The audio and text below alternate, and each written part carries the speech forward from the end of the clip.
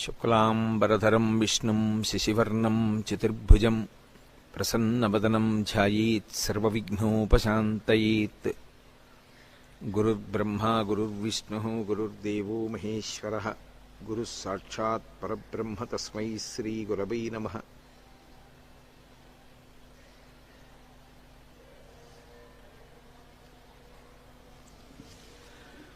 వ్యాసాయ విష్ణురూపాయ వ్యాసరూపాయ విష్ణవే నమో వై బ్రహ్మనిధయే వాసిష్ఠాయ నమో నమః. కూజంతం రామ రామీతి మధురం మధురాక్షరం ఆరుహ్య కవితాశాఖాం వందే వాల్మీకికోకిలం. శ్రుతిస్మృతిపురాణానాం ఆలయం కరుణాలయం నమామి భగవత్పాదశంకరం లోకశంకరం. వాగర్ధావివ సంపృక్తౌ వాగర్ధప్రతిపత్తయే జగతః పితరౌ వందే పార్వతీపరమేశ్వరౌ. సూక్తిం సమగ్రయతున స్వయమేవ లక్ష్మీః శ్రీరంగరాజమహిషీమధురైః వైదగ్ధ్యవర్ణగుణగుంభనగౌరవైర్యాం కండూలకర్ణకుహరాः కవయోధయంతి. హైమోర్ధ్వపుండ్రమజహన్మకుటం సునాసం మందస్మితం మకరకుండలచారుగండం బింబాధరం బహుళదీర్ఘకృపాకటాక్షం శ్రీవేంకటేశముఖమాత్మని సన్నిధత్తాం. విమలపటి కమలకుటి పుస్తకరుద్రాక్షసస్తహస్తపుటి కామాక్షి పక్ష్మలాక్షి కలిత విపంచి విభాసి వైరించి. మనోజవం మరుతతుల్యవేగం జితేంద్రియం బుద్ధిమతాం వరిష్టం వాతాత్మజం వానరయూథముఖ్యం శ్రీరామదూతం శిరసా నమామి. ఆపదామపహర్తారం దాతారం సర్వసంపదాం లోకాభిరామం శ్రీరామం భూయో భూయో నమామ్యహం. జయత్యతిబలో రామో లక్ష్మణశ్చ మహాబలః రాజాజైతి సుగ్రీవో రాఘవేణాభిపాలితః. దాసోహం కోసలేంద్రస్య రామస్యాక్లిష్టకర్మణః హనుమాన్ శత్రుసైన్యానాం నిహంతా మారుతాత్మజః. నరావణసహస్రం మే యుద్ధే ప్రతిఫలం భవేత్ శిలాభిస్తు ప్రహరతః పాదపైశ్చ సహస్రశః. అర్దయిత్వా పురీం లంకాం అభివద్య చ మైథిలీం సమృద్ధార్థో గమిష్యామి విశతాం సర్వరక్షసాం. ధర్మాత్మా సత్యసంధశ్చ రామో దశరథిర్యది పౌరుషీ చ ప్రతిద్వంద్వశరైనం జహిరావిణం. హరి ఓం. పరమేశ్వర స్వరూపమైన సభకి నమస్కారం. ఇదొక మంచి సంప్రదాయం. ఇది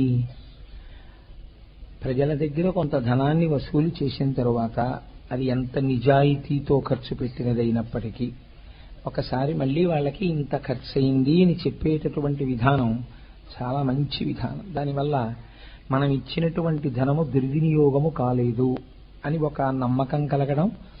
రెండు, ఇలాగా ఆర్గనైజ్ చేయడానికి ఎన్ని విషయాలు చూసుకోవలసి ఉంటుందో, ఎంత జాగ్రత్తగా ఖర్చు పెట్టి ఉంటారో, ఎంత జాగ్రత్తగా ఖర్చు పెడితే పైన మళ్ళీ ఇంకా కొంత వెయ్యవలసిన అవసరంతో ఒక ఉత్సవాన్ని నిర్వహించవలసి వస్తుందో, కాబట్టి ఎంత సహేతుకంగా వాళ్ళు వసూలు చేసి ఉంటారు అన్నది భక్తుల యందు ఒక పూనికని పాదుకొలుపుతుంది. కాబట్టి అంత మంచి పని చేసినందుకు నేను గోపాలకృష్ణ గారిని అభినందిస్తున్నాను.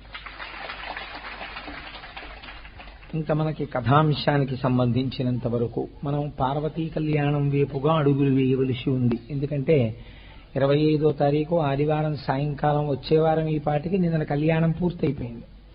కాబట్టి అంత మహత్తరమైనటువంటి కళ్యాణం జరుగుతోంది. కాబట్టి పార్వతీ కళ్యాణం దిశగా కథాగమనం వెళ్ళవలసిన అవసరం ఉంది.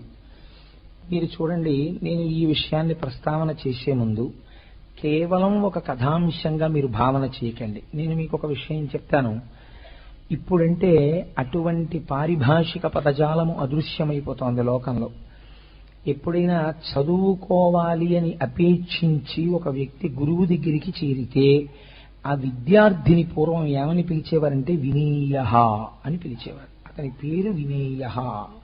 అలాగే సాధకుడు చిట్ట చివరికి ఏది కావాలి అంటే ఆప్తకాముడు అని చెప్పేవారు. ఆప్తకాముడు అంటే జీవితం కోరికతో మొదలై తుట్టతుదన కామకోటి మోక్షమే కోరికగా మారి మోక్షమును పొందాలి.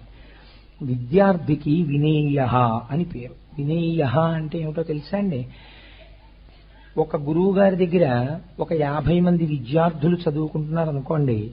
50 మంది విద్యార్థుల యొక్క మేధా సంపత్తి ఒకే రకంగా ఉండదు.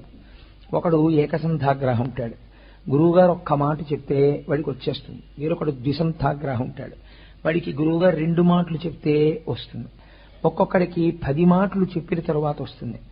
ఒక్కొక్కడు స్ఫురద్రూపు ఉంటాడు, ఒక్కొక్కడు మంచి ఐశ్వర్యవంతమైన కుటుంబం నుంచి వచ్చిన వాడు ఉంటాడు, ఒకడు మంచి కులీనుడై ఉంటాడు. ఒక్కొక్కడి యందు ఒక్కొక్క విభూతి ఉంటుంది. ఈ విభూతి గురువు దగ్గర చదువుకునేటటువంటి రోజులలో బాగా వ్యక్తమవుతుంది. గురువుగారు చిత్రీయపడతారేమో, వాళ్ళల్లో ఉండేటటువంటి విభూతి ప్రకాశించేటటువంటి అవకాశం ఉంటుంది. కానీ జీవితాన్ని గురువు దగ్గర మలుచుకునేటప్పుడు ఒక్కటి మాత్రం విడిచిపెట్టకూడదు, వినయము అన్నది మాత్రం పోకూడదు. మీకు ఈశ్వరుణ్ణి చేరుకునేటప్పుడు ఈశ్వరుడి యొక్క సాధన యందు ప్రయాణించేవాడికి ప్రధానముగా ఉండవలసిన లక్షణం ఏమిటంటే వినయము. ఏది అవసరము లేదో, ఏది తన దగ్గరికి రావలసిన అవసరము కాదో దాన్ని నిర్ద్వంద్వంగా తోసిపుచ్చగలగాలి. అది అనవసరంగా తన అహంకారాన్ని పెంచుతుంది అనుకుంటే కొంచెం కటువైనా సరే మీరు పక్కన పెట్టి మీరు వినయంతో నిరాడంబరంగా ఈశ్వరుడి ముందు చేతులు కట్టుకుని నిలబడగలిగినటువంటి స్థితిని మాత్రమే పెంచుకునే ప్రయత్నం చేయాలి.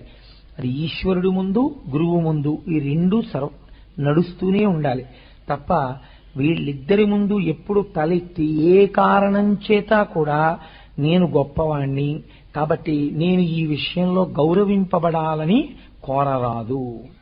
ఈ ఇద్దరి విషయంలో ఎప్పుడూ ఒక మాట అనుకుంటూ ఉండాలి, నా యందు ఏ విభూతి ప్రకటితమైనా అది వారిద్దరి వలనే ప్రకటితమవుతోంది కాబట్టి వారి ముందు మాత్రము నా శిరస్సు ఉంచి మాత్రమే ఉండాలి అన్న భావన ఉండాలి. ఇది క్రమంగా ఏమవుతుందంటే ఈ వినయం అలవాటైపోతే సమాజం అంతటి పట్ల కూడా అంత వినయంగా ప్రవర్తించగలిగినటువంటి లక్షణము ప్రసరిస్తుంది. ఈ వినయమన్నది లేనప్పుడు మిగిలినవి ఎంత గొప్పగా ఉండనివ్వండి, అతను గొప్ప చదువుకున్నవాడే కానివ్వండి, గొప్ప రూపవంతుడే కానివ్వండి, గొప్ప శీలవంతుడే కానివ్వండి, ఐశ్వర్యవంతుడే కానివ్వండి, మంచి కులమునందు జన్మించిన వాడే కానివ్వండి, ఎన్ని ఉన్నా ఇవన్నీ ఎలా ఉంటాయంటే ఎన్ని అంకెలు పెట్టి మీరు హెచ్చ వేసినా చివర 0 ఉంటే దాని ఫలితం ఏమవుతుంది? ఎంత పెట్టి హెచ్చ వేసినా చివర 0 ఉంటే 3,76,824 ఇంటూ 0 = 0. ఆ వినయమన్నది ఒక్కటి లేకపోతే ఇవన్నీ నిష్ప్రయోజనం అయిపోతాయి. సరికదా, తనకి తన చుట్టూ ఉన్నవారికి ప్రమాదములను తీసుకొస్తాయి. కాబట్టి ఆ వినయము పోకూడదు. గురువు ప్రత్యేకంగా ఆ విషయంలో నిర్దాక్షిణ్యంగా ఉండాలి. అది శిష్యోద్ధరణ కోసం చెయ్యాలి. శిష్యుణ్ణి ఉద్ధరించి పైకొచ్చేటట్టుగా చేయడం కోసం అవసరమైతే కొంచెం కటువుగానైనా ప్రవర్తించి ఆ వినయాన్ని శిష్యుడి యందు నిలబెట్టాలి. అది వృద్ధిలోకి తీసుకొస్తుంది. ఒక్కొక్కనాడు శిష్యుడి దగ్గర ఏ విధమైనటువంటి దోషం లేకుండా గురువు నిష్కారణంగా కోప్పడచ్చు. అయినా శిష్యుడు అప్పటికి ఏమీ మాట్లాడకుండా చేతులు కట్టుకుని పక్కకు ఒదిగిపోతే ఏమవుతుందో తెలుసా అండి? అది మహదాశీర్వచనం అయిపోతుంది. కాబట్టి ఆ సంబంధం అటువంటిది, ఆ వినయం అటువంటిది. ఆ వినయము లేని జీవితము ప్రమాదకరమైన పోకడల వైపుకు వెళ్ళిపోతుంది. అందుకే మనకి ఒక శ్లోకాన్ని చెప్తుంటారు, పంచపాదికాని పద్మపాదాచార్య కృతం. ఆ పద్మపాదాచార్య స్వామి వారు శంకరాచార్య స్వామి వారి గురించి ఒక చోట మాట్లాడారు. మాట్లాడినప్పుడు వారు ఎలా మాట్లాడారో చూడండి. పద్మపాదులు అంటే ఏం సామాన్యులు కాదండి.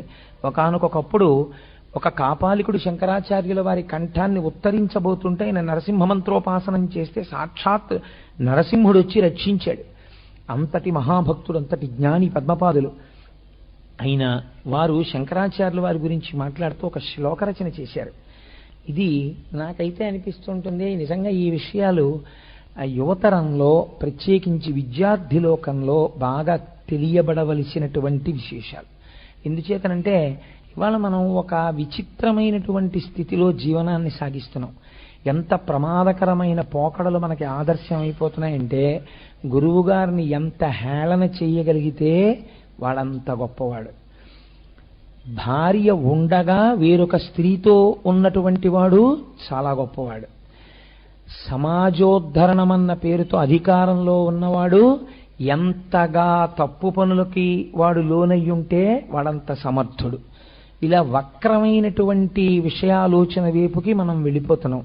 అలాంటి రోజుల్లో పద్మపాదాచార్య స్వామి వంటి మహాపురుషులు చేసినటువంటి ఆ శ్లోకం ఎంత అవసరమో మీరు ఆలోచించండి. పద్మపాదులు అంటారు, యద్వక్త్ర మానస సరః ప్రతిలబ్ధ జన్మ భాష్యారవిందమకరంద రసం పిబంతి ప్రత్యాశమున్ముఖ వినీత వినేయ భృంగాః తన్ భాష్య విత్తక గురూన్ ప్రణమామి మూర్ధ్నా అంటారు.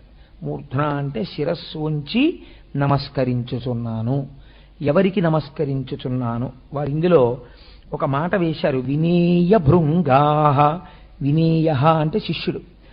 చాలా వినయముతో కూడి ఉన్నవాడెవడో వాడే శిష్యుడని పేరు. దీని గురించి మనకి హస్తామలకాచార్యుల వారి గురించి వారు మహానుభావుడు, అలాగే తోటకాచార్యుల వారు, శంకరాచార్యుల వారి మీద వారు స్తోత్రం కూడా చేశారు. ఆ తోటకాచార్యుల వారు ఎంత వినయ సంపత్తి కలిగిన వారో దాన్ని శంకరులు ఎలా ఆవిష్కరింపజేశారో వింటే మనకు ఆశ్చర్యంగా ఉంటుంది. కాబట్టి పద్మపాదులు అంటారు, వినేయ భృంగాః. అత్యంత వినయము కలిగినటువంటి శిష్యులు ఒక పని చేస్తున్నారు.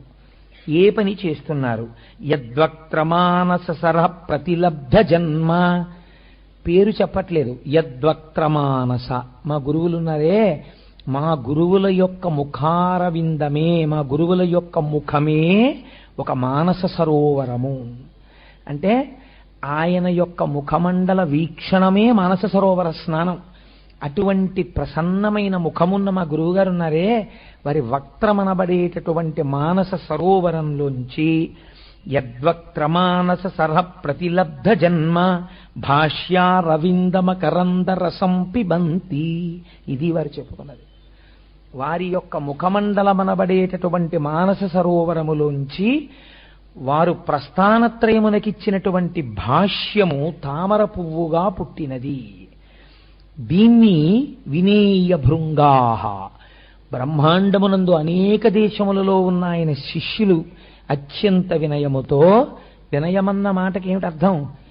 ఏది మొదలు పెడుతున్నా గురువుగారు పక్కన కూర్చుని తనకన్నా చాలా ఎత్తైన ఆసనంలో కూర్చునుంటే ఏదైనా చెప్తూ చెప్తూ మధ్యలో ఇలా అనేటప్పటికీ అక్కడ గురువుగారి పాదములు కనపడుతుంటే నాకేమిటి పక్కన మా గురువుగారు ఉన్నారని ఎంతో సంతోషంతో తను చెప్పేది చెప్పేసి ఆఖరణ మంగళాశాసన పరైహిమదాచార్య పురోగమై, ఈ మా గురు పరంపర కదా ఇలా మమ్మల్ని ఆశీర్వదిస్తోందని దానికి నమస్కరించినటువంటి వినయము నీకుండవలెను, నీదని అనరాదు. కాబట్టి వినేయ భృంగాః. వినయశీలురైనటువంటి భృంగములు, తుమ్మెదలు ఆ తామర పువ్వు మీద వాలి అందులో ఉండేటటువంటి మకరందమును పానము చేయుచున్నవి. తాన్ భాష్య విత్తక గురూన్ ప్రణమామి మూర్ధ్నా. మాకటువంటి భాష్యం ఇచ్చిన గురువు ఉన్నారే, వారికి మేము శిరస్సు ఉంచి నమస్కరించుచున్నాము అంటారు. నిజంగా ఒక గురువు గురించి ఈ దేశంలో శిష్యులు అలా మాట్లాడారు. ఒక గురువు చెప్పినటువంటి శాస్త్రాన్ని, గురువు శరీరం వెళ్ళిపోయినా ఆ గురువు నోటి వెంట వచ్చినటువంటి మాటల్ని మళ్ళీ జ్ఞాపకం చేసుకునేటప్పుడు మా గురువు గారు చెప్పారనడానికి కూడా సాహసించలేరు వాళ్ళు. మా గురువుగారి ముఖమనబడేటటువంటి మానస సరోవరములో ఆవిర్భవించినటువంటి భాష్యారవిందము అని చెప్పుకున్నారు పద్మపాదులు. మేమందరం మేము వినేయ భృంగాః. మేమందరం సీతాకోక చిలుకలం. మేము వారికి ఇబ్బంది కలగకుండా వాలి ఆ మకరంద పానం చేస్తుంటాం. చేసేటప్పుడు ఎలా చేస్తాం? శిరస్సు ఉంచి మేమందరం ప్రణమామి మూర్ధ్న, వారికి శిరసా నమస్కరించి మేము స్వీకరిస్తూ ఉంటాం అన్నారు. ఒక గురువు నోటి వెంట వచ్చిన మాటని గురువు చెప్పారని అనడానికి కూడా సాహసం చేయలేదు. అంత అందంగా మాట్లాడినటువంటి జాతి మన జాతి. అటువంటి చోట ధిక్కారముతో, అహంకారంతో, గర్వంతో, తనకున్నటువంటి ఏదో ఒక విభూతి చేత కలిగినటువంటి అతిశయముతో ప్రవర్తించడం ఎంత ప్రమాదకరమైనటువంటి స్థితికి వెడుతుందో. గురువు తన స్థాయిలో తాను అలాగే ఉంటాడు. దానివలన గురువు మనస్సు ఏదో కదిలిపోతుంది, గురువుగారు బాధపడతారని మీరు అనుకుంటే చాలా పొరపాటు. గురువు కాని, పరమేశ్వరుడు కాని వాళ్ళ మనస్సులేం కదిలిపోవు. వాళ్ళు మళ్ళీ నెమ్మదించుకుని కాసేపు ధ్యానం చేసుకుని స్వస్థత యందు నిలబడిపోతారు. కానీ ఈ కొంతసేపు కదలిన దానికి, కదలని మనస్సున్నవాడి పట్ల మీరు అలా ప్రవర్తించిన ఉద్ధతికి ఈశ్వరుడు మాత్రం విడిచిపెట్టడం, దాని ఫలితం అనుభవించవలసి ఉంటుంది. కాబట్టి చూడండి, ఇది మనకి నేర్పడం ప్రధాన సారాంశంగా బయలుదేరుతుంది కథా వృత్తాంతం. నేను ఈ విషయాన్ని ముందు మీకు ఎందుకు ఆవిష్కరించాను అంటే, ఒక పురాణ కథని వినేటప్పుడు అది మనకి ఏ విషయాన్ని బోధ చేస్తోంది అన్నది మీరు సమగ్రంగా పట్టుకునే ప్రయత్నం చేయకపోతే దాని వలన ప్రయోజనము చాలా తక్కువగా ఉంటుంది. కథ విన్నాం ప్రయోజనం ఉండదా? ఉంటుంది. కానీ దాని వలన మీరు తెలుసుకోవలసినది ఒకటి తెలుసుకోవలసి ఉంటుంది. కాబట్టి అలా తెలుసుకుని ప్రవర్తించడం ఎంత ముఖ్యమో చూడండి. అందుకే శాస్త్రం అంది, తల్లిదండ్రులు ఎప్పుడైనా సంతోషించవలసి వస్తే బిడ్డల వలన దేనికి సంతోషించాలి మొదట అడిగింది. నా బిడ్డలకి గురువుల్ని సేవించడం వచ్చిందని తెలుసుకున్న నాడు సంతోషించమని చెప్పింది. అందుకే తన బిడ్డలకి ప్రయత్నపూర్వకంగా ఒకటి నేర్పుకోవాలి. గురువుగారి వెంట ఉండడం, గురువుగారి చేతిలో పుస్తకం తాను అందుకోవడం, గురువుగారిని ఒక వాహనంలో వెళ్ళేటట్టుగా ఏర్పాటు చేయడం, గురువుగారి పట్ల మర్యాదగా ఉండడం, గురువుగారి మనసెరిగి ఆ గురువుగారు ఇది చేద్దాం అనుకుంటున్నారా, మేము వెళ్ళి కనుక్కొస్తామండి అనగలగడం. శిష్యుడు ముందు అసలు గురుసేవ నేర్చుకోవాలి. అంటే నా ఉద్దేశం, నేను ఎవరిని దృష్టిలో పెట్టుకుని ఈ మాట చెప్పట్లేదు. పరమపావనమైనటువంటి గురుస్వరూపాల గురించి నేను చెప్తున్నాను. కాబట్టి నాలాంటి అల్లీ బిల్లీవాడి గురించి నేను మాట్లాడటం లేదు. కాబట్టి మీరు ఆ స్థాయిలో ఆలోచించండి అంతే దాన్ని. కనుక ఒక గురుస్వరూపాన్ని ఆరాధన చేయడం ఎంత గొప్పదో, భగవదారాధనమునందు నిరహంకారమైన స్థితి నిజమైన పూజ. అహంకారముతో కూడినటువంటి అడుగు అది ఎన్నటికీ పూజ కానేరదు. మీరు ఈశ్వరుడి దగ్గరికి వెళ్ళి ఏదైనా చేయవచ్చుగాక, ఇదంతా నేను ఈశ్వరుడికి చేశాను అని అన్న మరునాడు దాన్ని ఈశ్వరుడు ఒక నవ్వు నవ్వేస్తాడు. ఇవి నువ్వు చేయడం ఏమిట్రా, నేను చేయించుకున్నానా, నువ్వు చేశావా, నువ్వు ఎన్ని చెయ్యి, ఒక్క వర్షం కురిస్తే అయిపోయిందంతే. కురవకపోవడం నేను నిన్ను అనుగ్రహించానా, నువ్వు నాకు చేశావా, ఎందుకు గుర్తెరగవు? కాబట్టి ఇప్పుడు ఆయన సత్రయాగం చేస్తున్నారు. ఈ సత్రయాగం చేస్తున్నప్పుడు ఎందరో పెద్దలు ఇంత వినయంతో చక్కగా వాళ్ళందరూ కలిసి లోకానికి ఆదర్శప్రాయముగా, అనగా చతుర్ముఖ బ్రహ్మగారే చేస్తున్నారంటే ఆయన లోకానికి ఒకటి నేర్పుతున్నారు. నువ్వు ఈ యాగం చేసి అగ్నిహోత్రము ద్వారా దేవతలకు హవిస్సులిస్తే ఆ దేవతలు ప్రీతి చెందినటువంటి వారై నీకు కావలసిన కామ్యములను వర్షిస్తారు. కాబట్టి నువ్వు వారికి హవిస్సునివ్వాలి, వారు నీ కోరికలను తీర్చాలి. కాబట్టి సత్రయాగం జరుగుతోంది. అందరూ వస్తున్నారు, చూస్తున్నారు. అలాగే ఆ యాగమునకు శంకరుడు కూడా వచ్చాడు. వస్తే మహానుభావుడు శంకరుడు త్రిమూర్తుల యందొకడు కాబట్టి అక్కడికి తీసుకొచ్చి కూర్చోపెట్టారు. ఒకచో త్రిమూర్తులు తానయ్యున్నవాడు, ఆయనే త్రిమూర్తులుగా ఉన్నవాడు కాబట్టి ఆయననికి ఒక ఆసనం ఇచ్చి కూర్చోబెట్టారు. ఇది ఒక గమ్మత్తైనటువంటి సన్నివేశం. ఇప్పుడు ఇలా సభ జరుగుతోందనుకోండి, మీరందరూ నా యందు ఒక గౌరవాన్ని ఉంచుతారు. కాబట్టి ఇప్పుడు నేను ఇక్కడికి వచ్చి ఈ సభలో కూర్చుంటే, నేను ఉపన్యాసం చెప్తూ కూర్చుని ఉన్నాను కనుక నా వయస్సుతో సంబంధం లేకుండా నేను నమస్కారమును స్వీకరించడానికి అర్హతని పొంది ఉంటాను. అది శాస్త్ర మర్యాద, నేను కోటేశ్వరరావుగా కల్పించుకున్నది కాదు. ఇప్పుడు నాకన్నా పెద్దవాడు, నా దేహబంధుత్వం ఉన్నవాడు ఎవరో, మా అన్నగారు ఎవరో అలా వచ్చారనుకోండి, వస్తే నేను వెంటనే కిందకి దిగిపోయి నమస్కారం చెయ్యక్కర్లేదు, ఒక్కరికి మాత్రం చెయ్యవలసి ఉంటుంది.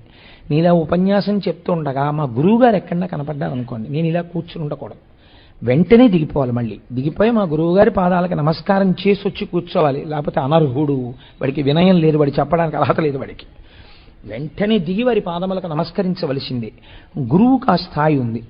కాబట్టి సభలో ఎవరు వచ్చినప్పుడు ఎవరు నమస్కరించాలన్నది తెలిసి ఉంటే వినయం, తెలియకపోతే ఏమవుతుంది, అహంకారమునకు కారణమవుతుంది.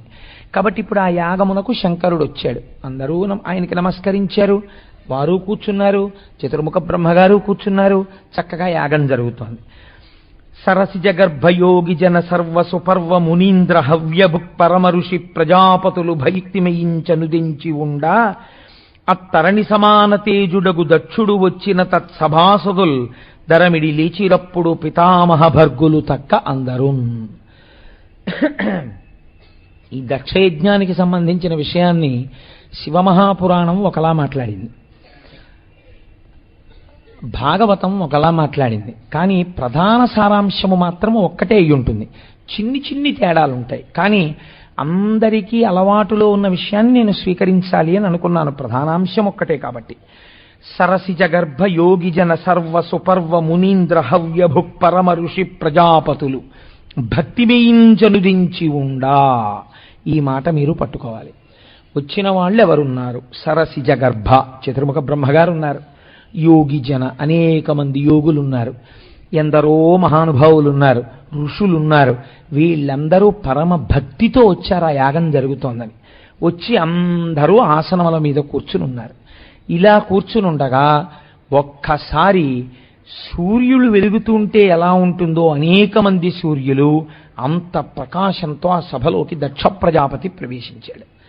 దక్ష ప్రజాపతికి ఒక గొప్పతనం ఉంది. ఆయన సాక్షాత్ చతుర్ముఖ బ్రహ్మగారి యొక్క బొటనవేలు నుంచి పుట్టాడు ఆయన. కాబట్టి సృష్టిలో బ్రహ్మగారి తరువాతి స్థానంలో ప్రజాపతులు ఉంటారు. కాబట్టి నేను ప్రజాపతిని, ఇది ఆయనకు ఉన్నటువంటి ఒక విభూతి. కానీ నన్ను సృష్టించిన మహానుభావులు ఉన్నారు అనేటటువంటి వినయంతో స్వీకరించినప్పుడు అది వేరొక కోణంలో ఉంటుందేమో. కానీ ఇప్పుడు దక్ష ప్రజాపతిని ఒక విషయం ఆవహించి ఉంది. ఏమది అంటే, నేను చతుర్ముఖ బ్రహ్మగారి యొక్క బొటనవేలు నుండి పుట్టినవాడిని, కాబట్టి నేను ప్రజాపతిని. నేను సభలోకి వెళ్ళినప్పుడు అందరూ లేచి నిలబడాలి, నిలబడి నాకు నమస్కారం చెయ్యాలి. ఇప్పుడు ఆయనకి ఎవరు నిలబడాలి ఎవరు నిలబడకూడదని కాదు, అందరూ నిలబడాలి. ఆయన దృష్టిలో ఎవరు నిలబడక్కర్లేదనుకుంటున్నాడో వాళ్ళు తప్ప మిగిలిన వాళ్ళు నిల్చోవాలి. అంటే ఇంకొకడు మాత్రం నేను నిలబడక్కర్లేదనుకునేటటువంటి అధికారం లేదు. అంటే respect cannot be commanded, respect should be gained. గౌరవం అనేటటువంటిది మీరు తెచ్చుకోవాలి, అంతేకాని నాకు గౌరవం చెయ్యలేదని ఏడిస్తే గౌరవాలు వస్తాయా? అలాంటి గౌరవం పొందడానికి యోగ్యతని నువ్వు పొందితే నిన్ను గౌరవిస్తారు. నీకు ఆ యోగ్యత లేకుండా గౌరవించమంటే ఎందుకు గౌరవిస్తారు? నీ యోగ్యత ఏమిటో పరిశీలన చేస్తారు పెద్దలు. నువ్వు దానికి పాత్రుడవైతేనే నీకు ఇస్తారు ఆ గౌరవం. అంతేకాని నాకు గౌరవం ఇవ్వండి అంటే ఇవ్వరు.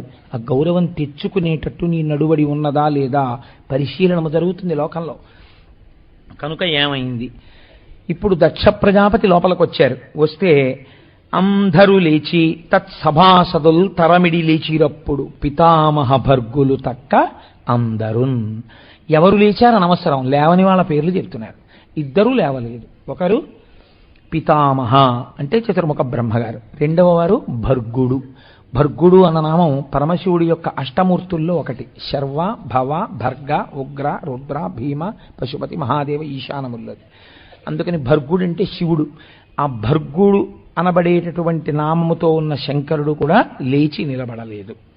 లేచి నిలబడకపోతే లేచిన వాళ్ళు లేచారు కదా, ఇంతమంది నమస్కరించారు, లేచిన వాళ్ళ విషయం ఆయన పట్టించుకోలేదు, లేవని వాళ్ళ విషయం పట్టించుకున్నాడు.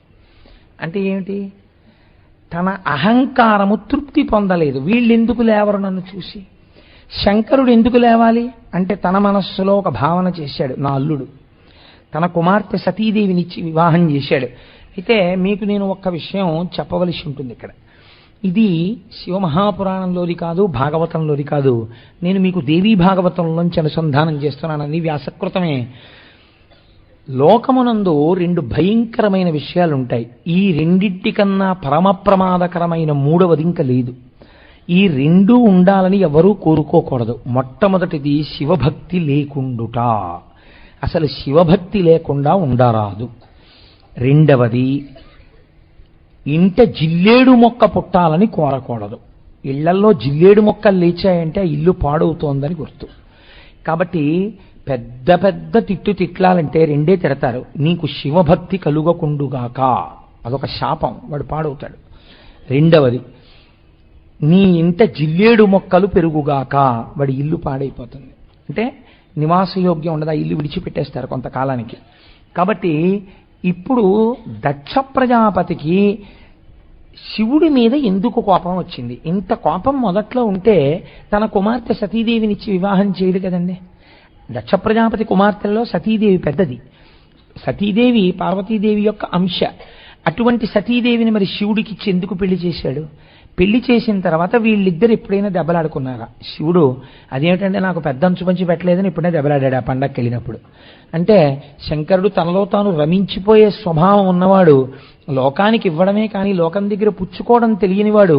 అటువంటి పరమాత్మ దక్ష ప్రజాపతి దగ్గర ఏం కోరుకుంటాడు?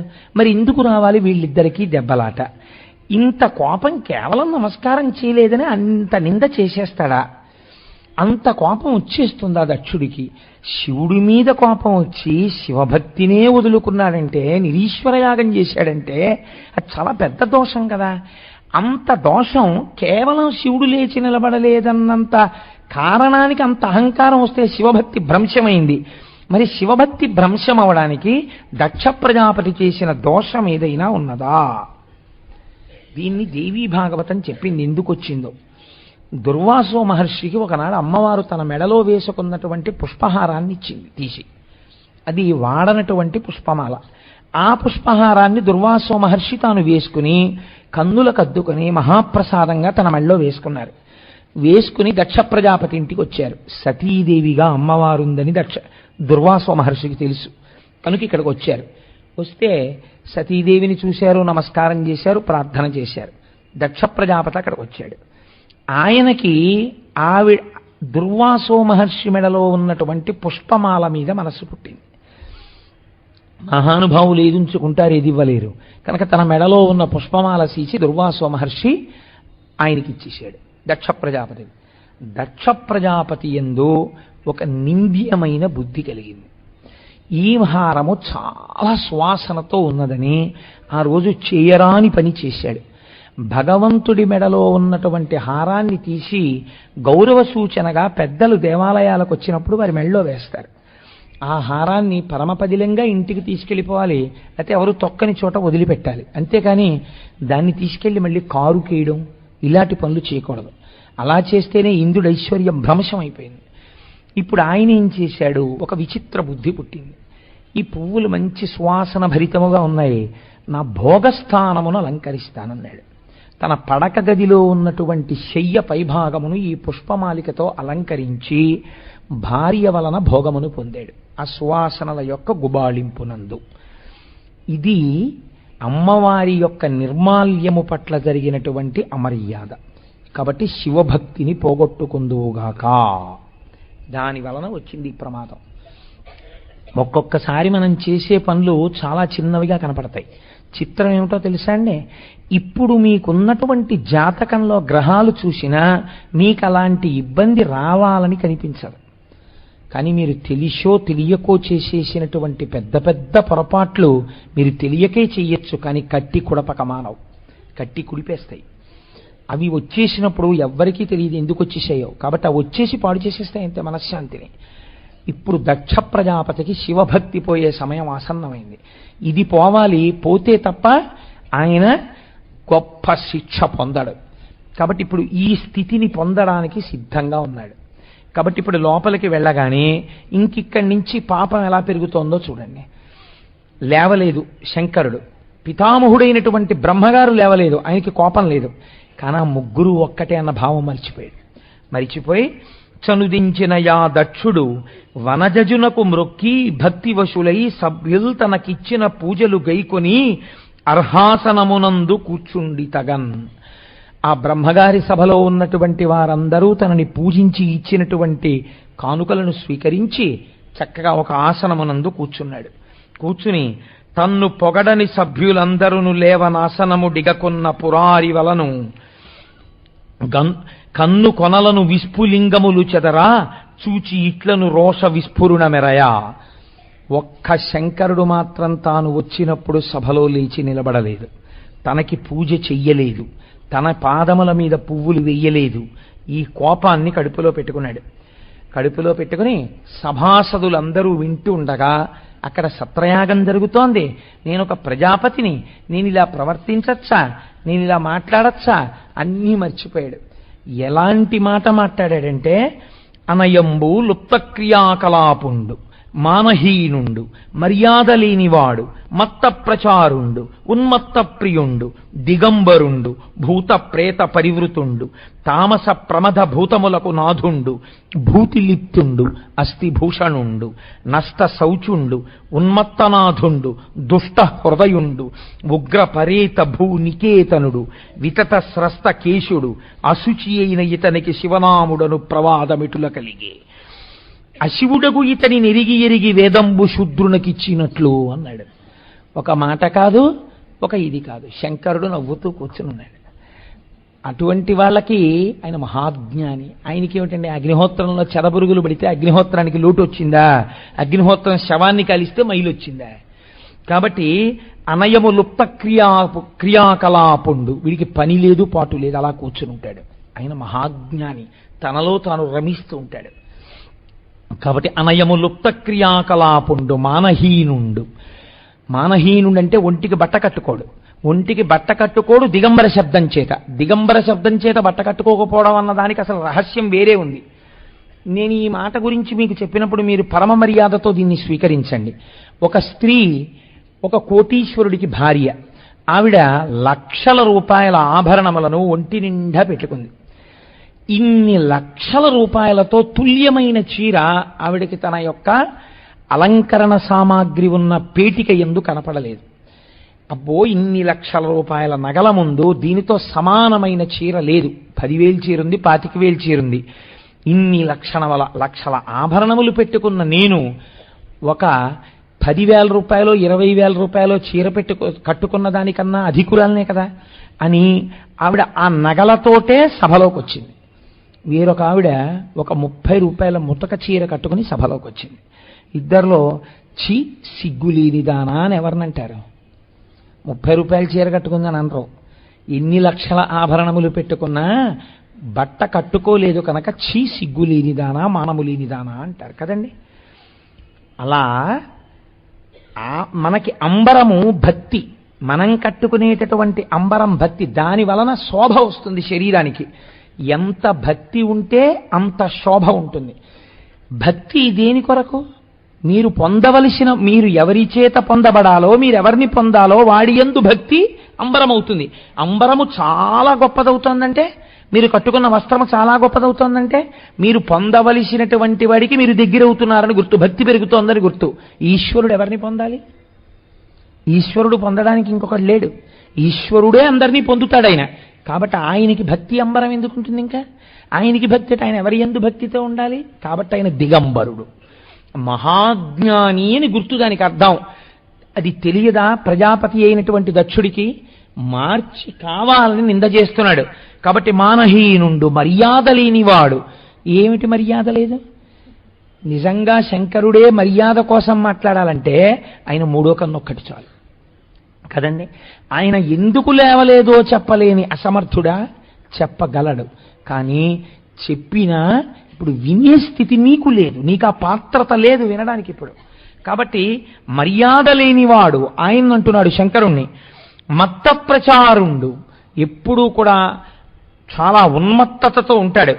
ఉన్మత్త ప్రియుండు, ఉన్మత్తులైన వాళ్ళకి చాలా ప్రియంగా ఉంటాడు. దీని అర్థం ఏమిటో తెలుసా అండి? ఆయన ఉమ్మెత్త పూల పూజ స్వీకరిస్తాడు. ఉన్మత్తులు అంటే పిచ్చివాళ్ళు, పిచ్చివాళ్లకు ప్రియుడు. పిచ్చివాళ్ళు అంటే ఎవరో తెలుసా అండి? మీకు అర్థం కాని వాళ్ళు, ఒక్క మాటలో చెప్పాలంటే కదా. మనకు అర్థం కాలేదనుకోండి, ఒక ఆయన స్వభావం పిచ్చాడండి అంటాం కదండి. నేను చాలా 2-3 మాటలు చెప్పినట్టున్నాను ఈ విషయాన్ని. ఒకసారి పద్మప్రియ టాకీస్లో సినిమాకి వెళ్ళా. నాకేమో ఎందుకంటే దానికి నవ్వవలసిన అవసరం, నేను గృహస్థుని కదా. నాకు ఒక కూతురుంది, అది హఠం చేస్తుంటుంది ఒక్కొక్కసారి. నాన్నగారండి ఈ సినిమా మీరు రావలసిందే అంటుంది. కాదమ్మా నువ్వు వెళ్ళు అన్నా సరే, నాన్నగారండి నా కోసం మీరు ఆ సినిమాకి రారా అంటుంది. నేను రాను అని అనలేనది ఆ మాట అన్నప్పుడు. వస్తాను నాన్న అంటాను. నేను దానికోసం వెడుతూ ఉంటాను సినిమాకి అప్పుడప్పుడు. కానీ మీరు తిట్టకండి సినిమా చూశాకంటుంది. తిట్టను అంటుంటాను. కూర్చుని ఏదో సినిమా చూసి బయటకు వచ్చేస్తుంటే పద్మప్రియ టాకీస్ దగ్గర గోచి పెట్టుకుని ఒక ఆయన జుట్టు విరబోసుకుని పెద్ద జుట్టుతో డ్రైనేజీలో వెళ్ళిపోతున్న నీళ్లని ఈ ప్లాస్టిక్ చెంచాలు గులాబ్ జాములు అవి తినడానికి ఇవాళ రేపు వాడుతున్నారే, చక్కగా బాసుం పెట్టేసి కూర్చుని ఇన్ని వెహికల్స్ వెళ్ళిపోతున్నా కూడా కళ్ళు మూసుకుని ఎంత నిటారుగా ఎలా కూర్చున్నాడో తెలుసా అండి యోగంలో. కూర్చుని నేను చాలా ఆశ్చర్యపోయింది ఏంటంటే, అసలు ఆచమనం ఎలా ఉంటుందో అలా ఆ మురుగునీరు తీసుకుని ఇలా ముద్ర పట్టి ఓం కేశవాయ స్వాహ, ఓం నారాయణాయ స్వాహ అని తాగుతున్నాడు. అందరూ ఆయన్ని పిచ్చివాడు పిచ్చివాడు అంటున్నారు, కానీ ఆయన ఎంత సంస్కారవంతుడో. నాకు కళ్ళమ్మట నీళ్ళొచ్చి, మహానుభావా ఎంతటి వాడివో, ఇవాళ ఎందుకు ఇలా అయ్యావో ఎవరికి తెలుసు, నీ పరిస్థితి మాకు తెలియదు కాబట్టి నేను పిచ్చివాడని వేస్తున్నాం, కానీ నీ స్థాయి మాకు తెలియబడలేదు, మేము పిచ్చాళ్ళం అర్థం కాక. మహాపురుషులు అర్థం కారు, అర్థం కాకపోయిన వాళ్ళందరూ బ్రహ్మజ్ఞానులు. అందుకే రామకృష్ణ పరమహంసకు పట్టిన పిచ్చి నాకెప్పుడు పడుతుందో అని ఏడ్చారు చాలామంది. కాబట్టి ఉన్మత్త ప్రియుండు అంటే అటువంటి బ్రహ్మజ్ఞానులకు ఇష్టమైన వాడు శంకరుడు. వాళ్ళు ఆరాధిస్తారు ఆయన్ని. ఆయన పొందుతున్న బ్రహ్మానందం మేము పొందాలా, ఆయనలా ఉండాలని. కాబట్టి అది తెలియదా దక్షుడికి తెలిసి నింద చేస్తున్నాడు. ఉన్మత్త ప్రియుండు, దిగంబరుండు, భూత ప్రేత పరివృతుండు. లోకంలో తల్లిదండ్రులు అన్నవాళ్ళు అందరికీ తల్లిదండ్రులే. ఆ బ్రహ్మకీట జనని అని ఉంది అమ్మవారికి నామం. నిజంగా అమ్మవారు బొద్దింకలకి కూడా ఆవిడ తల్లే, వానపాములకు కూడా ఆవిడ తల్లే, అన్నిటికీ ఆవిడ తల్లే. ఆ బ్రహ్మకీట జనని. ఆవిడ దగ్గరికి వెళ్ళి నేను ఒక్కడినే నీ కొడుకునమ్మచ్చి ఆ బొద్దింకలేటమ్మా నీ దగ్గర అంటే అమ్మవారు ఒప్పుకోదు. ఆవిడ దగ్గర అందరికీ ఆవిడ తల్లే. అలా సృష్టి యందు భూత పిశాచములుంటే వాటికి కూడా ఆయన తండ్రి తప్ప వీటికి మాత్రమే తండ్రిని కానంటే పరమేశ్వరుడు ఎలా అవుతాడండి? పరమేశ్వరుడే. నీకు 10 మంది కొడుకులు పుడితే ఒకటి దారి తప్పితే ఒకటి పొరపాటుగా ప్రవర్తిస్తుంటే నా కొడుకు కాదంటే సరిపోతుందా? ఈ జన్మకి వాడు నీ కొడుకే అంతే, తప్పదు. నువ్వు ఏ కారణం చేత విడిచిపెట్టడం కుదరదు. వాడి దోషభూయిష్టమైన ప్రవర్తనకి తల్లిదండ్రులుగా నువ్వు పాపాన్ని పంచుకోక తప్పదు. సర్దడం ఒకటే, దిద్దడం ఒకటే నీ కర్తవ్యం. నీ కర్తవ్యం నువ్వు చేసి వాడు మారకపోతే నీకు దోషం లేదు. నీ కర్తవ్యనిష్ట యందు లోపం మాత్రం కుదరదు. కాబట్టి ఇప్పుడు ఎంత ఘనంగా మాట్లాడుతున్నారో చూడండి. ఆయన భూతప్రేత పరివృతుండు. భూతప్రేతములు ఆయన చుట్టూ ఉంటాయి. ఎందుకుంటాయంటే ఆయన జగత్తుకి తండ్రి కాబట్టి అన్నీ ఉంటాయి ఆయన చుట్టూ. నువ్వు ఒక్కడివే ఉండవు, అన్నీ ఉంటాయి. ఆయన తల్లిదండ్రులు లోకములకు. ప్రమద భూతములకు నాథుండు. నీకేమిటి బాధ? ఆయన ప్రమదగణాలకి నాథుడు. ఇది నీకెందుకు ఇబ్బంది? ఏదో తిట్టాలి కనుక. ఇది నీ కోపాన్ని బయట పెడుతోందా? శంకరుణ్ణి నింద చేస్తోందా? నువ్వు నింద చేద్దామన్నా పరమేశ్వరుణ్ణి నింద చేయలేవు. నువ్వు చేసే నింద ఆయనకి స్తోత్రం అయి కూర్చుంటుంది. ఎందుకంటే ఆయన అటువంటి వాడు కనుక. ప్రమద భూతములకు నాదుండు, భూతిలిప్తుండు. ఒళ్ళంతా భూతి రాసుకుంటాడు, విభూతి. కావాలని ఎందరో విభూతి ధారణ చేసి పరవశించిపోతున్నారు ఇవాళ. భూతి భూంతకరీ పవిత్ర జనని. భూతి అంటే మహదైశ్వర్యం. దానికే అష్టసిద్ధులు అందులోకే వచ్చేస్తాయి, భూతి అన్న మాటలోకి. కాబట్టి లోకములో ఉన్న సమస్త సిద్ధులు ఆయన భూతి రూపంలో ఉన్నాయి. భూతిలిప్తుండు, బూది రాసుకుంటాడు. అస్థిభూషణుండు, బ్రహ్మకపాలం పట్టుకుంటాడు, మెళ్ళో కపాలాలు వేసుకుంటూ ఉంటాడు. వెళ్ళిపోయిన బ్రహ్మల యొక్క కపాలాలన్నీ ఆయన మెళ్ళో ఉన్నాయి. అంటే ఆయన అలాగే ఉండిపోయిన వాడు, ఆయన సాక్షి. భూతిలిప్తుండస్తి భూషణుండు, నష్ట శౌచుండు. శౌచం లేదు. శౌచం లేకపోవడం ఏంటంటే బ్రహ్మజ్ఞానికి ఆయనకి ఇంకా విధి నిషేధములు ఉండవు. ఇది చెయ్యాలి, ఇది చెయ్యకూడదు అని ఉండదు బ్రహ్మజ్ఞానికి. ఎందుకని? ఆయన అగ్నిహోత్రంలా ఉంటాడు. మీరు చూడండి, ఒక శవాన్ని కాల్చేయవలసి వచ్చింది. దేంతో కాలుస్తారు? అగ్నితోనే కాల్చాలి. అగ్నితో కాల్చిన తర్వాత మీరు అన్నం వండుకున్నారనుకోండి, అగ్నితోనే వండుకుంటారు. అక్కడ ఏ అగ్ని శరీరాన్ని కాల్చిందో అదే అగ్ని. అంటే అందులో పుల్లపట్రమ్మని కాదు నా ఉద్దేశం. ఆ అగ్ని ఈ అగ్ని కన్నా భేదమా? కాదు కదా. అయ్యి బాబోయ్, ఈ అగ్నేనండి మనం శవాన్ని కాల్చేస్తుంటే చూశాను బాబోయ్, ఆ అగ్ని మీద వండినవేవి నేను తిన్నంటే ఏడు, నీకు అన్నం ఉండదంటే. ఇంకా అగ్నిహోత్రానికి మైలొచ్చిందా? అగ్నిహోత్రం అపవిత్రం అయిపోయిందా? బ్రహ్మజ్ఞాని ఇది చెయ్యలేదు కాబట్టి అపవిత్రం, ఇది చేశాడు కాబట్టి పవిత్రం అని ఉండదు. బ్రహ్మజ్ఞాని రాశీభూత పవిత్రం అంతే బ్రహ్మజ్ఞానం చేత. కాబట్టి నష్టశౌచుండు, ఉన్మదనాథుడు, దుష్ట హృదయుండు. ఆయన హృదయం చాలా దుష్టమైనది అంటున్నాడు. ఆయన హృదయం ఈయన చూశాడండి. ఆయన హృదయం అంతా దుష్టమైతే నీ కూతురుని ఎందుకు ఇచ్చావు మొన్న? ఆయన శరీరంలో వామార్థ భాగంలో నీ కుమార్తె ఉంది. ఇప్పుడు నువ్వు ఎవరిని నిందించినట్టు? దుష్ట హృదయుండు అదుపు తప్పిపోయిన కోపం ఎలా మాట్లాడుతుందో చూడండి. ఇదంతటికీ కారణం ఏమిటి? అవివేకం. నా అంత వాడు లేడు, నేను ప్రజాపతిని, నేను వస్తే లేవకపోవడమా? ఇప్పుడు ఈ విద్య వినయానికి వెళ్ళిందా? ఈ విద్య అహంకారానికి వెళ్ళిందా? ఎందుకు ఆ ప్రజాపతి పదవి కాల్సనా? దేనికి పనికి వస్తుంది అది? దక్ష ప్రజాపతే కావచ్చు కాక ఈ సందర్భమునందు ఆయన నమస్కార యోగ్యుడు కాడు, ఆయన నడువడి నమస్కార యోగ్యం కాదు, అంతే. కాబట్టి ఇప్పుడు ఏమైంది? దుష్ట హృదయుండు ఉగ్రపరేత భూనికేతనుండు శ్మశానమునందుంటాడు. ఎవరుంటారు శ్మశానం దగ్గర? అందరూ ఆయన సంపాదించినవన్నీ బుచ్చేసుకుని ఆయన్ని అక్కడ వదిలిపెట్టేసి వచ్చేసేవాళ్ళే. ఒక్కడే ఒక్కడు అప్పుడు కూడా ఉండి ధైర్యం చెప్పేవాడు ఉంటే శంకరుడు ఒక్కడే ఉంటాడు.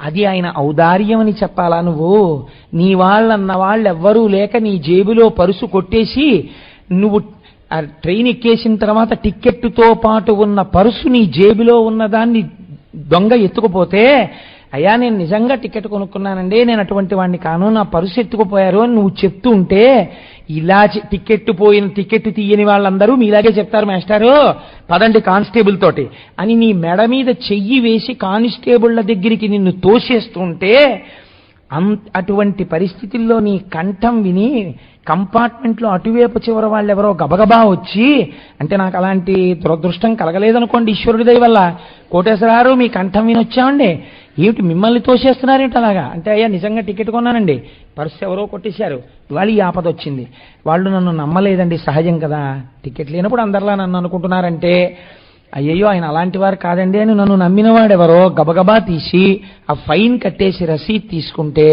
సారీ మాస్టారు మేము అందరిలా అనుకున్నాం అని ఆ టీటీ అంటే, మిమ్మల్ని కంపార్ట్మెంట్లో కూర్చోపెట్టినటువంటి వాడు ఒక దుష్టమైన సన్నివేశంలో కనపడిన వాడిని నిందిస్తావా? జీవితాంతం నీ మర్యాద నిలబెట్టిన వాడిని గౌరవిస్తావా? అందరూ నిన్ను వదిలిపెట్టేస్తే నువ్వని నువ్వే భ్రాంతి పడిన దాన్ని కాల్చేస్తుంటే వాడొక్కడుండి నిన్ను కౌగలించుకుంటే వాడు శ్మశానవాసిని తిడతావా? నీ నాలుక కోసేయద్దు? కృతజ్ఞత కాదది?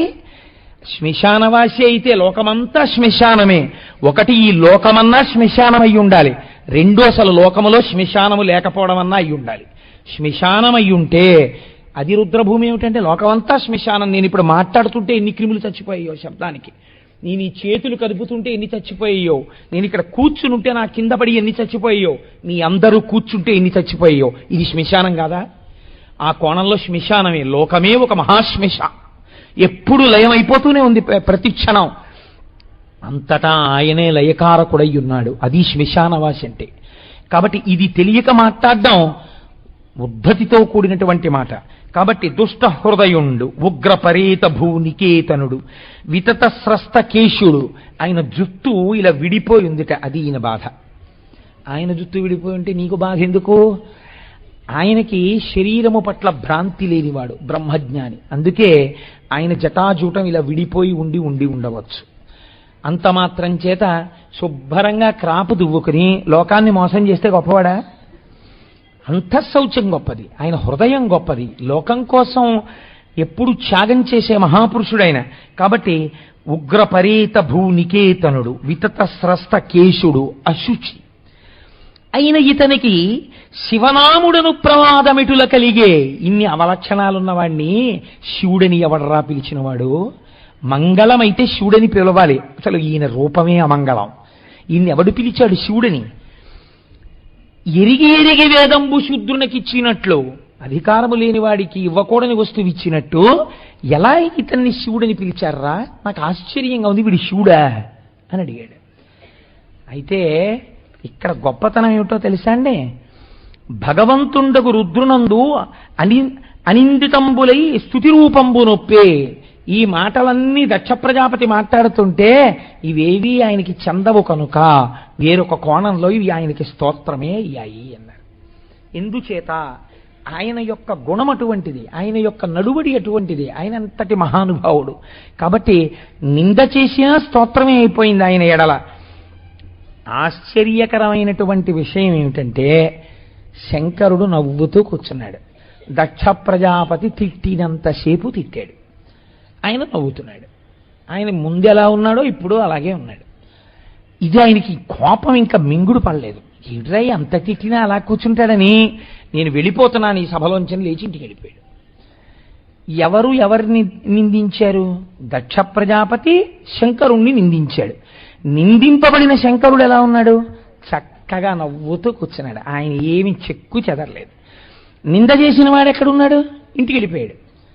మధ్యలో అనవసరంగా లేచి అరిచిన వాళ్ళు ఇద్దరున్నారు. ఒకరు నందీశ్వరుడు, రెండవ వాడు భృగువు. అందుకే అరికాలి కన్ను నొక్కేశారు శ్రీ మహావిష్ణువు. ఇలాంటి అహంకారాలకు పోతే అలాగే ఉంటాయి. కాబట్టి ఏమైంది? వీళ్ళిద్దరూ 2 జట్లు కట్టారు. ఒకరు శివ సంబంధంగా కట్టారు, ఒకరు విష్ణు సంబంధంగా కట్టారు. కట్టి ఇంకక్కడి నుంచి ఒకరి మీద ఒకరు బురద జల్లుకున్నారు. జల్లుకుని ఒకరికొకరు శాపాలు ఇచ్చుకున్నారు, ప్రతిశాపాలు ఇచ్చుకున్నారు. నానా రగడ జరిగింది. అందులో నవ్వుతూ కూర్చున్న వాళ్ళు ఎవరంటే ఒకరు చతుర్ముఖ బ్రహ్మగారు, ఒకరు శంకరుడు. వాళ్ళిద్దరికీ అన్నీ తెలుసు. పసిపిల్లవాడు తెలియక నాన్నగారండి నాన్నగారండి నాన్నగారండి లెంప మీద కొట్టి పిలుస్తాడు. తండ్రి కోపగిస్తాడా? ఉండ్రా ఉండ్రా ఉండ్రా, ఏమిటా కొట్టడం, తప్పు, అలా కొట్టకూడదంటూ ఇలా చేయి తీస్తాడు. అంతేగాని లాగి తండ్రి కూడా కొడతాడా లెంపకాయ? పిల్లడి అజ్ఞానాన్ని తండ్రి మన్నించినట్టు మన్నించి నవ్వుతూ ఊరుకున్నాడు. అందుకేనండి లోకంలో మహాపురుషులైనటువంటి వారు ఈ తప్పు జరగకూడదని కోరుకున్నారు. ఎప్పుడు ఎంత మర్యాదతో మాట్లాడారో చూడండి. శంకరాచార్యుల వారు శివానంద లహరిలో ఒక చోట ఒక శ్లోకం చేశారు. నేను చదివి చాలా కాలం అయిపోయింది.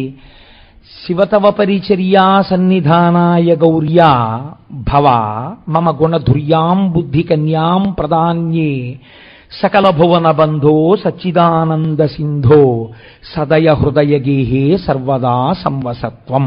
జ్ఞాపకానికి వచ్చిందండి. కాబట్టి శివ పిలుస్తారాయన. ఆ ఒక్కొక్క పాదంలో ఒక్కొక్క పేరు పెట్టి పిలిచారు. శివ సర్వమంగళ స్వరూపుడా, తవ పరిచర్యా సన్నిధానాయ గౌర్యాం, నీకు నా కూతురునిచ్చి పెళ్లి చెయ్యాలనుకుంటున్నాను. శంకరాచార్యుల వారికి కూతురు ఎక్కడుందండి ఆయన సన్యాసాశ్రమంలో ఉంటే? అంటే శంకరాచార్యుల వారు దేని గురించి మాట్లాడుతున్నారో మీరు అర్థం చేసుకోవాలి. శంకరాచార్యుల వారికి కూతురు లేదు, శంకరాచార్యుల వారికి చెప్పవలసిన అవసరం లేదు. రెండూ లేని వారు చెప్తున్నారు.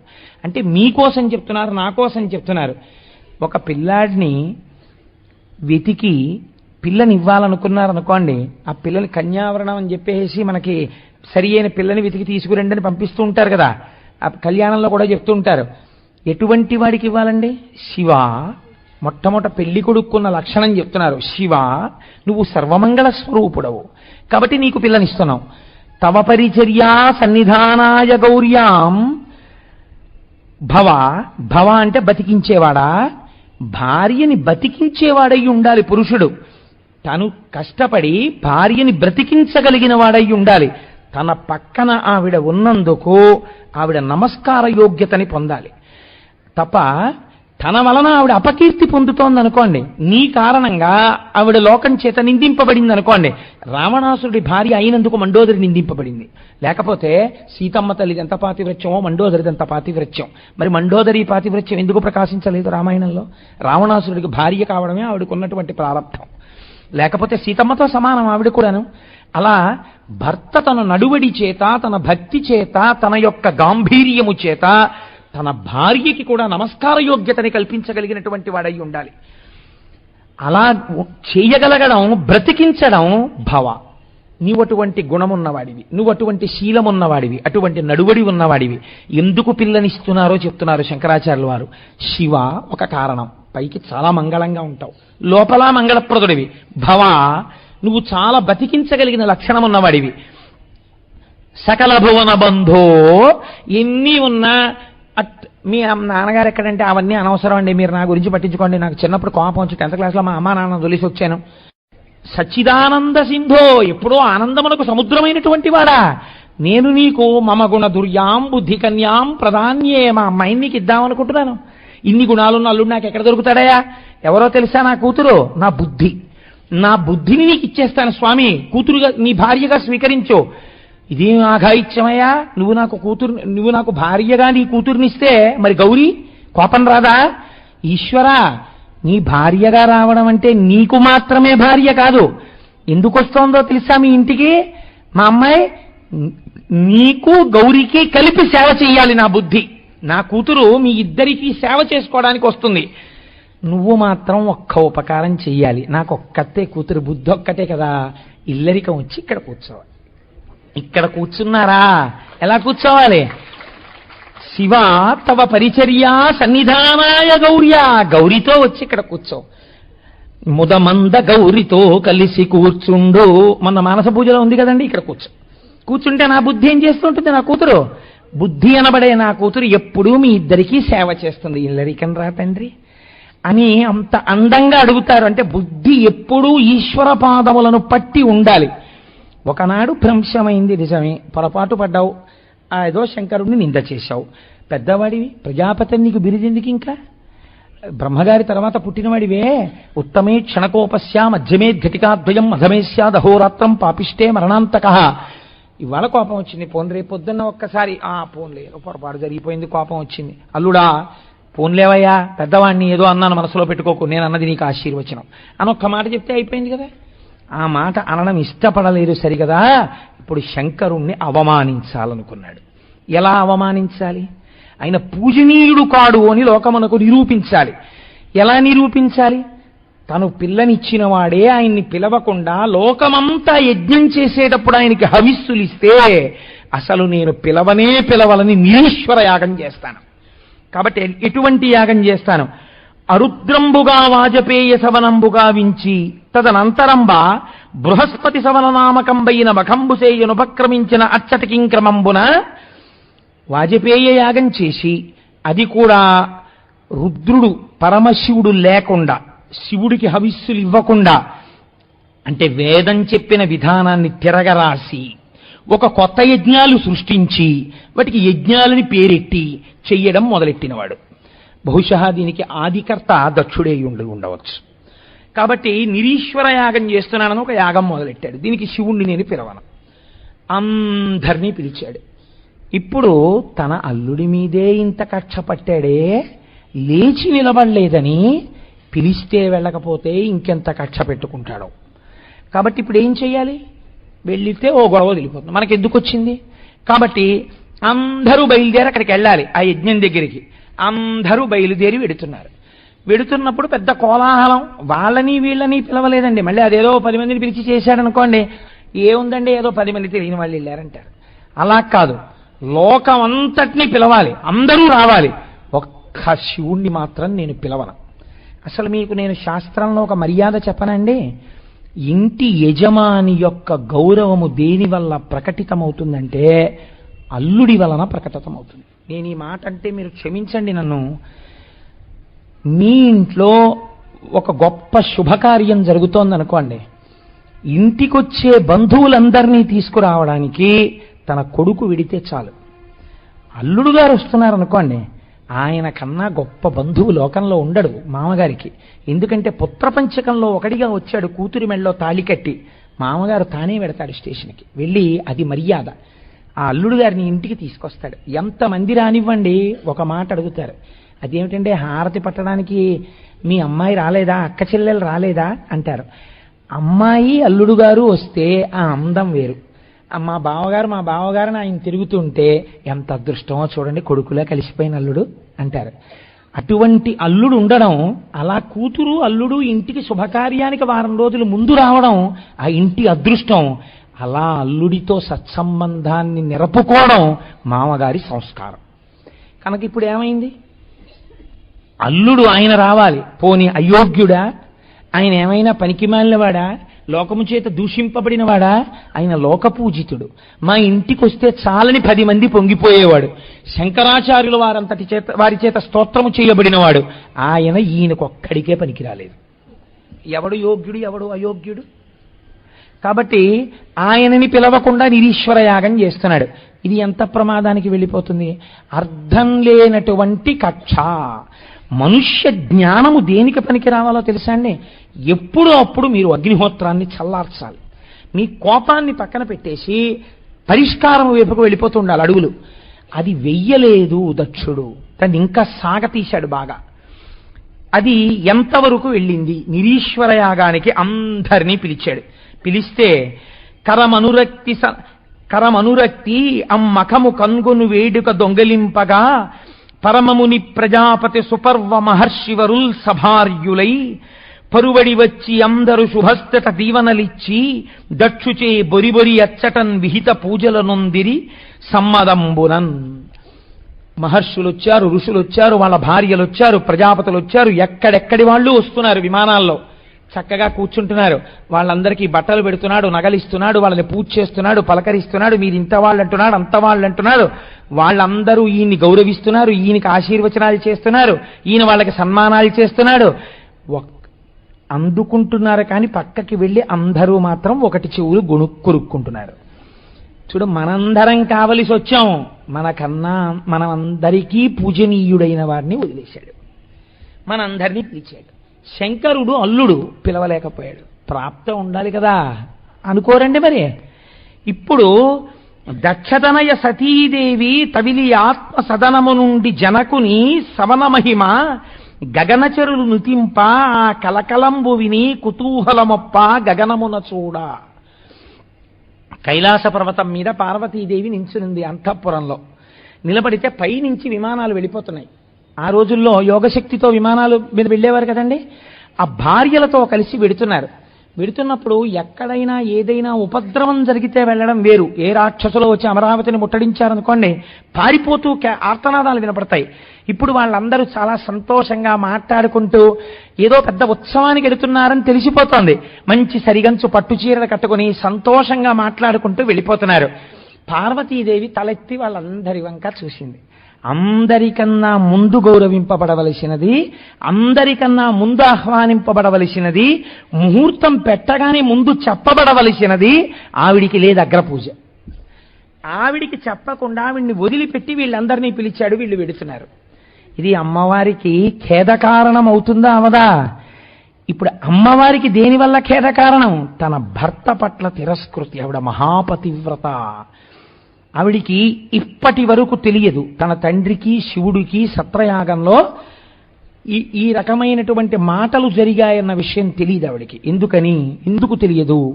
నందీశ్వరుడు చెప్పలేదు, శంకరుడు చెప్పలేదు. శంకరుడు చెప్పలేదంటే అప్పటికప్పుడే మర్చిపోయాడు తప్ప, చూసావా మీ నాన్నగారు ఏం చేశారో అని వచ్చి చెప్పలేదు. అలా చెప్తే బ్రహ్మజ్ఞాని ఎందుకు అవుతాడండి? శంకరుడు ఎందుకు అవుతాడు? కాబట్టి ఆయన ఆ మాట చెప్పలేదు.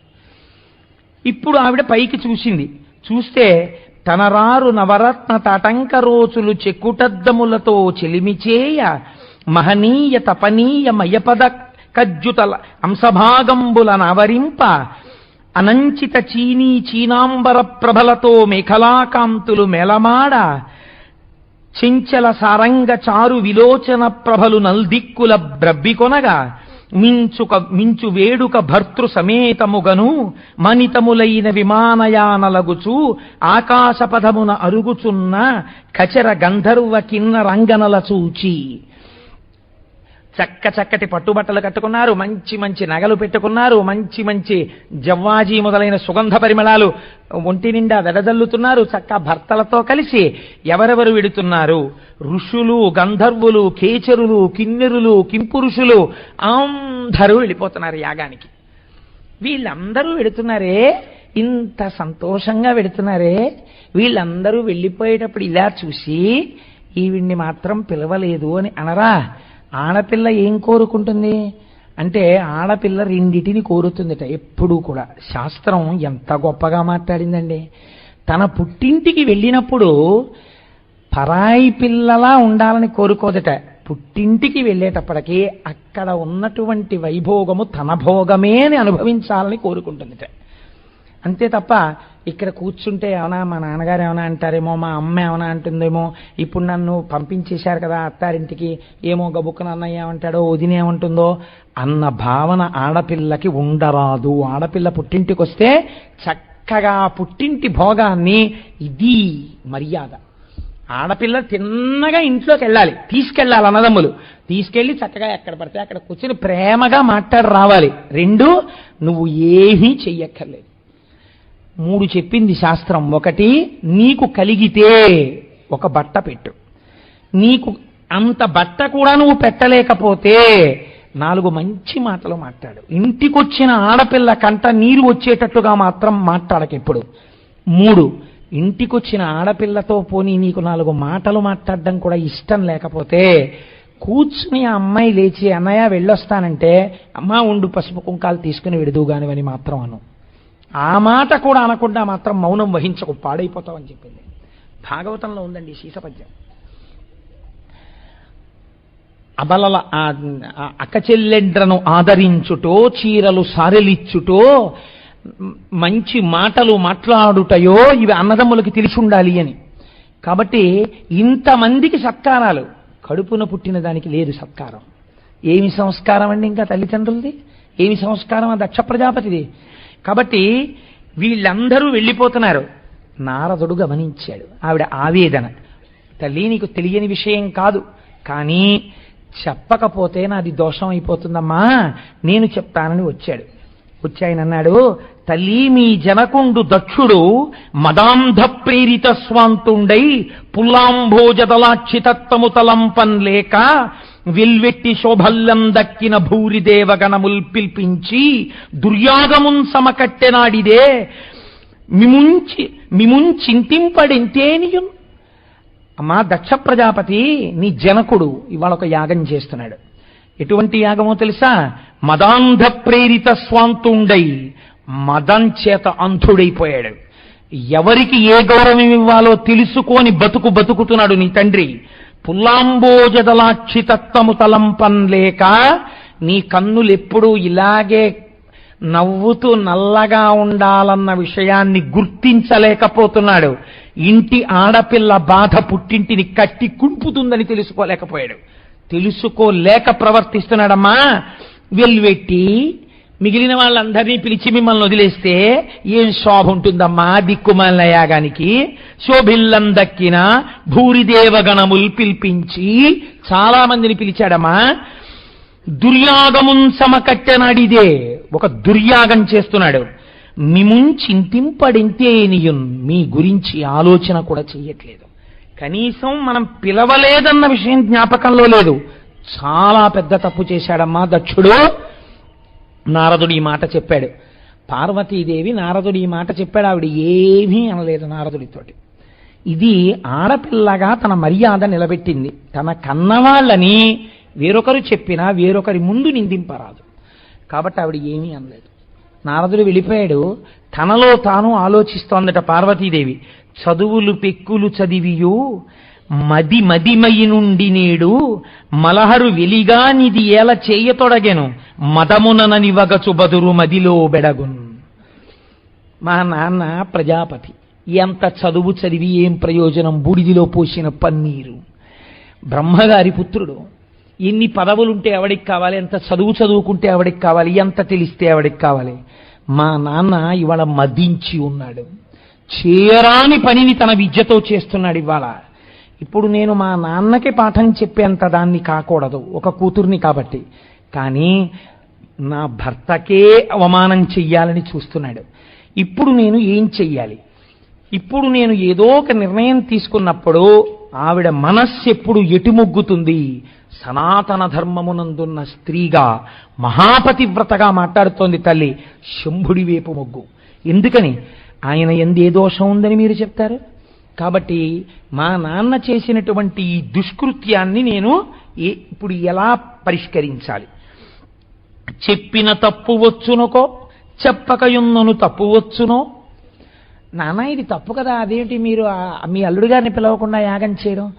అంటే సర్లే నువ్వు చెప్పావు కాబట్టి, ఇంకా నువ్వు బాధపడుతున్నావు కాబట్టి ఒకసారి పిలుస్తానని చెప్పి పిలిస్తే, ఇది మా ఆయనకి తెలిస్తే, అంటే నువ్వు చెప్పి పిలిపించావా నన్ను, ఇదే మర్యాద అని రేపు నన్ను అడిగితే, చెప్పకుండా ఉంటే రేపు పొద్దున్న రుద్రుడైతే, చూశావా మీ నాన్న అని నన్ను అంటే, ఎందుకొచ్చిన చదువు, ఎందుకొచ్చిన వినయం లేని సంస్కారం? ఇది మీకు నేను మొట్టమొదట్లో చెప్పిన ఉపోద్ఘాతం.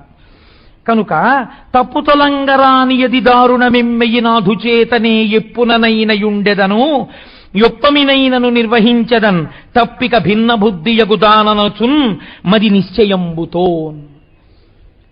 ఇది పోనీ శివుడికి చెప్పాలా? ఇలా యాగం చేస్తున్నాడు మా నాన్నని చెప్పకుండా ఉండాలా అని వితర్కం చేసుకొని లోపల, ఇవాళ నేను వెళ్ళి దక్షుడు చేస్తున్నటువంటి యజ్ఞం గురించి చెప్పి వెడతాను అని అంటే శంకరుడు ఏమంటాడో తెలియని దానను కాను. వాళ్ళిద్దరిది ఒక్కటే మనస్సు. కానీ నేను విభేదించవలసిన అవసరము ఏర్పడుతోంది వాళ్ళ శంకరుడితో. శంకరుడు వద్దన్న పని నేను చెయ్యవలసి వస్తుంది.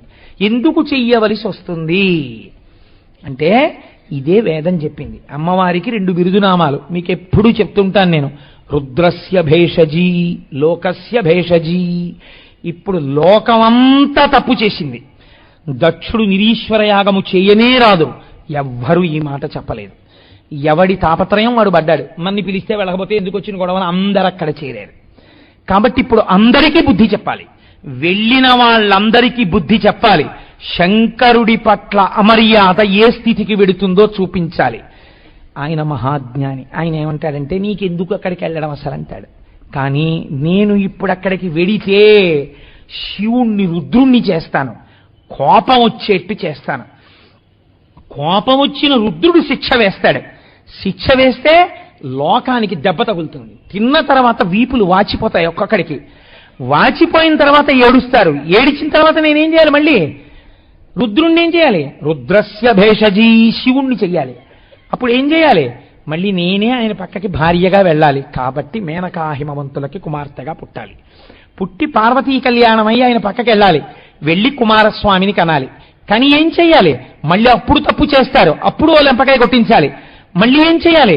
అదే కుమారస్వామితో తారకాసుర సంహారం చేసి లోకాన్ని కాపాడాలి. ఎప్పుడెప్పుడు అవసరమో అప్పుడు శివుణ్ణి రుద్రుణ్ణి చెయ్యాలి. మళ్ళీ శివుణ్ణి చెయ్యాలి. కాముడి విషయంలో చెయ్యాలి, కాలుడి విషయంలో చెయ్యాలి, లోకం విషయంలో చెయ్యాలి. అవసరమైతే హాలాహల భక్షణం చేయించాలి ఆయనతో. అవసరమైతే ఇన్ని రుద్రుణ్ణి చేసి వీళ్ళని 4 లెంపకాయలు కొట్టించి బుద్ధి చెప్పించాలి. కాబట్టి ఇప్పుడు నేను ఆయన చెప్పిన మాటకి వ్యతిరేకంగా ప్రవర్తించవలసిన సమయం ఆసన్నమైంది. నేను ఎన్నడూ ఈ పని చేసిన దానను కాను. కానీ నా చేత నా తండ్రి ఇవాళ ఈ పని చేయిస్తున్నాడు. కాబట్టి ఇప్పుడు దక్షుడు చేసినటువంటి పని ఆయన యొక్క ఉన్మత్తత, ఆయన యొక్క మదం, ఆయన యొక్క అహంకారం ఏ స్థితికి వెళ్ళిందో చూడండి. అసలు లోకంలో ఎన్నడూ 2 కాకుండా 1గా ఉండేటటువంటి పార్వతీ పరమేశ్వరుల యొక్క మనస్సులో పార్వతీదేవి ఇవాళ నేను శంకరుడి దగ్గరికి వెళ్ళినప్పుడు శంకరుడు చెప్పినటువంటి మాట కాదని వేరొక రకంగా ప్రవర్తించి లోకమునకు పాఠం చెప్పించడం కోసమని శంకరుడు వద్దన్నా పార్వతి చేసిందన్నా నేర్పవలసిన సమయం నాకు ఆసన్నమైంది ఈ ధూర్తుడి వలన. ఇది ఆయన దిక్కుమాలిన కోపం, దిక్కుమాలిన మదం ఇంత దూరం వెళ్ళిపోయింది. అందుకే ఒక వయస్సు వచ్చేసిన తర్వాత పట్టు విడుపు ఉండాలి. అందుకే మనం ఎప్పుడో మాట అంటాం, పట్టు విడుపు ఉండాలండి అంటాం. సనాతన ధర్మమునందు ఈ మాట చాలా గొప్పది. పట్టుకోవడం విడవడం కోసమే. నేను మాట తరచు చెప్తూ ఉంటాను. దూదిని కట్టవలసి వస్తే ఏం చేస్తారంటే ముందు దూదిని అంతటినీ తీసుకొచ్చి తాళ్లతో కడతారు. ఈ కట్టు ఎందుకో తెలుసా అండి? వదిలేయడానికి. ఈ దూది బేల్ తీసుకెళ్లి మెషిన్ మీదకి ఎక్కిస్తారు. ఎక్కిస్తే మెషిన్ ఏం చేస్తుందంటే గట్టిగా నొక్కేస్తుంది. నొక్కేస్తే ఈ కట్టిన తాళ్లు వదిలేస్తాయి. బాగా నొక్కేసింది కదండి. మరి ఇప్పుడు ఐరన్ బీడింగ్ వేసేస్తుంది. ఇలాగా వేసేసి నొక్కేస్తుంది. నొక్కేస్తే ఈ తాళ్లు ఊడిపోతాయి. కానీ మిషన్ వేసినటువంటి ఆ నొక్కినటువంటి ఆ ఇనప బీడింగ్ చాలా గట్టిగా పట్టుకుంటుంది. ఇప్పుడు అలా బేల్స్ వెళ్ళిపోతాయి. వెళ్ళిపోయిన తర్వాత కాటన్ బేల్ వచ్చిందంటారు, పత్తి వస్తుంది. ఇప్పుడు ఈ బేల్ అలా ఉండిపోతే అది అలా ఉండిపోయింది అనుకోండి, కట్టు దూది పనికిరాదు. కాబట్టి ఇప్పుడు ఏం చేస్తారంటే ఓ గుణపాన్ని దూర్చి ఒక 10 మంది కలిసి ఇటువైపు కూర్చుని ఎత్తుతారు. ఎత్తితే కొంచెం ఆ బీడింగ్ ఇలా పైకి లేస్తుంది. లేచిన తర్వాత వేరొక గుణపం పెట్టి కొడతారు. కొట్టడి పట్టని పగిలిపోయి వదిలేస్తుంది. వదిలేస్తే అప్పుడు మళ్ళీ ఇంత గట్టిగా కట్టిన కట్టు వదిలేసి ఈ దూదితో వస్త్రం చేస్తారు. ఈ వస్త్రం ఏం చేస్తారు? మళ్ళీ కట్టుకుంటారు. కట్టుకున్న వస్త్రం ఏం చేస్తారు? మళ్ళీ వదులుతారు. పట్టు విడుపు, పట్టు విడుపు, పట్టు విడుపు. ఇందులో లోకం ఉంది. అలా పట్టు విడుపు ఉంటేనే ప్రయోజనం సిద్ధిస్తోంది. నువ్వు ఒకరి మెడలో తాళి కట్టు, ఆవిడ చేయి పట్టు, ధర్మానువర్తి అయి నడు, వైరాగ్యము చేత మళ్ళీ విడిచిపెట్టు, కలిసే ఉన్న వైరాగ్య భావన చేత లేనట్టు ఉండు. దేన్ని పట్టాలో ఈశ్వరుడి పాదములు పట్టు. ఆ ఈశ్వరుడితో కలిసిపోయి ఈశ్వరుడి కింద అభిన్నంగా అయిపో అని మనకి లోకంలో పట్టు విడుపు అన్న విషయాల్ని నేర్పించింది శాస్త్రం. కాబట్టి చూడండి, ఈ పట్టు విడుపు అన్నది వయస్సుతో పాటు అలవాటు కాకపోతే ప్రమాదకరమైపోతుంది జీవితం. ఇది లేదు దక్ష ప్రజాపతి దగ్గర, అర్థం లేని క్రోధం. కాబట్టి ఇప్పుడు అది ఎక్కడి వరకు వెళ్ళిపోయింది? కూతురుకి అల్లుడికి మధ్య భేదం వచ్చేట్టు జరిగింది. ఇది లోకమునకంతటికి శిక్ష పడిపోతుంది. ఇప్పుడు అలా లోకమునకంతా శిక్ష పడిపోయేటటువంటి స్థితి ఏర్పడుతోంది. ఈ స్థితిలో అమ్మవారు బయలుదేరి శంకరుడి దగ్గరికి వెడుతోంది. వెళ్ళి విభేదించాలని మనసులో అనుకుంది కదండి తల్లి. అనుకోగానే ఆవిడ అడుగులు తడబడతాయి. పూర్వం ఎన్నడూ చెయ్యనటువంటి పని చెయ్యవలసి వస్తోంది. వడవడ వడుకుచు నుడుగుచు చెడిముడి వయ్యి నుండి కలగి చింతాకులయై వెడగుదనంబున నిలుచుచుకడు వాడిన పువ్వు భంగి కాంతి తొరంగెన్. ఆ తల్లి వడవడ వడుకుచు తానేదో తప్పు చేసిందాన్లా. ఎందుకని ఇవాళ శివుడు చెప్పిన మాట కాదనవలసి వస్తోంది, భర్త మాట కాదంటోంది. ఆవిడ వణుకుతూ చిడిముడిమయి నుండి కలగి చింతాకులయ్యి, మనస్సులో రకరకాల ఆలోచనలతో చింత పొందినది అయి వెడగుదనంబున నిలుచుచు అడుగులేస్తూ మళ్ళీ ఆగి, బాబోయ్ దీనివల్ల ఇలాంటి ఉపద్రవం వస్తుందేమో, ఇలా చేయనా అలా చేయనా అని ఆలోచన చేస్తూ కడువాడిన పువ్వు భంగి కాంతి తొరంగెన్. వాడిపోయిన పువ్వులా అయిపోయిందిట అమ్మవారి ముఖం. పెదవులు తడుపుచు గొంకుచు అదరుచు బెగడుచును అడుగులల్లన ఇడుచున్ వదనము వంచుచు అడగుచు తుది నాలుక తొట్టు పడగ తొయ్యలివగతోన్. ఏ తల్లి ఒక్కసారి షహబాష్ అంటే సరస్వతీదేవి ఇంకా వీణ కచేరీ చేయలేదో అలాంటి తల్లికి నోట మాట రాలేదట ఇవాళ శివుడి దగ్గరికి వెళ్ళి. ఎందుకని? తానొకటని ఆయన ఒకటంటే కాదని అనవలసి వస్తోంది. పెదవుల తడుపుచూ ఆ మాట మాట్లాడలేక చర్చ మొదలు పెట్టడానికి పెదవులు తడుపుకోవలసి వచ్చిందిట. గొంకుచూ భయపడుతూ లోకమునకు ఆదర్శవంతమైన జీవితాన్ని చేర్పినటువంటి నేను ఇవాళ విభేదించవలసి వస్తోంది శంకరుడితో. మనసులో గొంకుతూ అదురుచూ బెగడుచూ అడుగుచూ అడుగులు అల్లల్లన విడుచుచూ, ఏ తల్లి నడకలు చూసి హంసలు నడకలు నేర్చుకుంటాయో అటువంటి తల్లి అడుగులు అటు ఇటు పడిపోతూ వదనము వంచుచు తలెత్తి చూడలేక శంకరుణ్ణి సిగ్గుతో తలంచుకుని అడగుచూ అణిగిపోయి, అయ్యో ఇవాళ నేను మాట కాదనవలసి వస్తోంది అని బెంగ పెట్టుకుని, బహుశः లోకానికి పాఠం నేర్పడానికి ఈ రూపంతో నేను ఈయన్ని చూడడం ఇదే చిట్ట చివరిసారవుతుంది అని బెంగ పెట్టుకుని తుది నాలుక తొట్టు పడగా, నాలుక చివర వెళ్ళి నొక్కితే కదండి అక్షరాలు వస్తాయి. అందుకని తుది నాలుక తొట్టు పడగా అక్షరాలు సరిగ్గా పడలేదట. ఎవరా తల్లి? ఆ తల్లి సర్వవర్ణాత్మిక, సర్వయంత్రాత్మిక, సర్వమంత్రాత్మిక, సర్వశబ్దాత్మిక అని కాళిదాసు చేత స్తోత్రం చేయబడిన తల్లి దిక్కుమాలిన దక్షుడు చేసిన పనికి ఇవాళ చాలుక చివర తలబడింది ఆ తల్లికి. వాడు చేసిన పాపానికి నిష్కృతి ఉందండి నిజంగా దక్షుడి పనికి. అందుకే శంకరుడు అటువంటి శిక్ష వేశాడు. రేపు అర్థం పర్థం లేని క్రోధం జీవితాంతం పట్టే పగలు, ఆ తర్వాత నువ్వు కుండల కొద్దీ కన్నీళ్లు కార్చడానికి పనికొస్తాయేమో కానీ నీ వంశాన్ని దిద్దుకోవడానికి పనికిరావు. లేనిపోని ఉపద్రవాలు తెచ్చుకోవడానికి పనికొస్తాయి. చెప్పేస్తోంది దక్షుడి యొక్క వృత్తాంతం. కథని కథగానే స్వీకరించండు సుమా. తుది నాలుక తొట్టు పడగ తొయ్యలివగతోన్. ఆ నాలుక యొక్క చివరి భాగం తొట్టు పడిపోతూ ఉండగా తల్లి శంకరుడి దగ్గరికి వెళ్ళి నిలబడింది. మాట్లాడేటప్పుడు ముందు ఆయన్ని మభ్యపెట్టే ప్రయత్నం చెయ్యదు. మహాతల్లి ఆవిడ మహాపతివ్రత. తన కడుపులో బాధంతా తన భర్తకి జరిగిన అమర్యాదకి. కాబట్టి ఆవిడంది, కరకంఠ మిమ్ము పిలవక తెరగించుకలేక మిమ్ము తెలియక దక్షుండరిమురి యాగము చేయుచు మెరయుచునున్నాడు రాజమిహిరగ్నక్ష. తండ్రి మహానుభావ శంకరా, మిమ్మల్ని పిలవలేదు, మీకు కనీసం చెప్పలేదు, మీరెవరో తెలుసుకోలేదు, తెలుసుకోకుండా తన తండ్రిని పిలవలేదు, మా నాన్నగారం లేదు, పేరు పెట్టి పిలిచింది. ఒక కూతురు తండ్రిని పేరు పెట్టి పిలిచింది అనుకోండి, అంతకన్నా అమర్యాద ఇంకోట్లేదు. పెద్దల సమక్షంలో భర్త సమక్షంలో వెళ్ళి ఆ కోటేశ్వరరావు అండి అందనుకోండి నా కూతురు, ఆనాడు నేను బతికి చచ్చిపోయిన వాడితో సమానం. ఎందుకని? అంత అమర్యాద ఏదో జరిగిందనమాట నా నడువడిలో. మా నాన్నగారనే నా కూతురు జీవితాంతం నా జీవితాంతం అనాలి అంటే నేను మర్యాదతో కూడిన నడువడి ఉన్నవాడనని గుర్తు. కాబట్టి పార్వతీదేవి ఒక అనరాని మాట అనేసింది. ఇప్పుడు ఆ దక్షుడు అంది పేరు పెట్టి పిలిచింది. వాడు మర్యాదాతిక్రమణం చేశాడు, మీకు చెప్పకుండా యాగం చేస్తున్నాడు, మీరు లేని యాగం చేస్తున్నాడు, మీకు హవిస్సులు లేని యాగం చేస్తున్నాడు.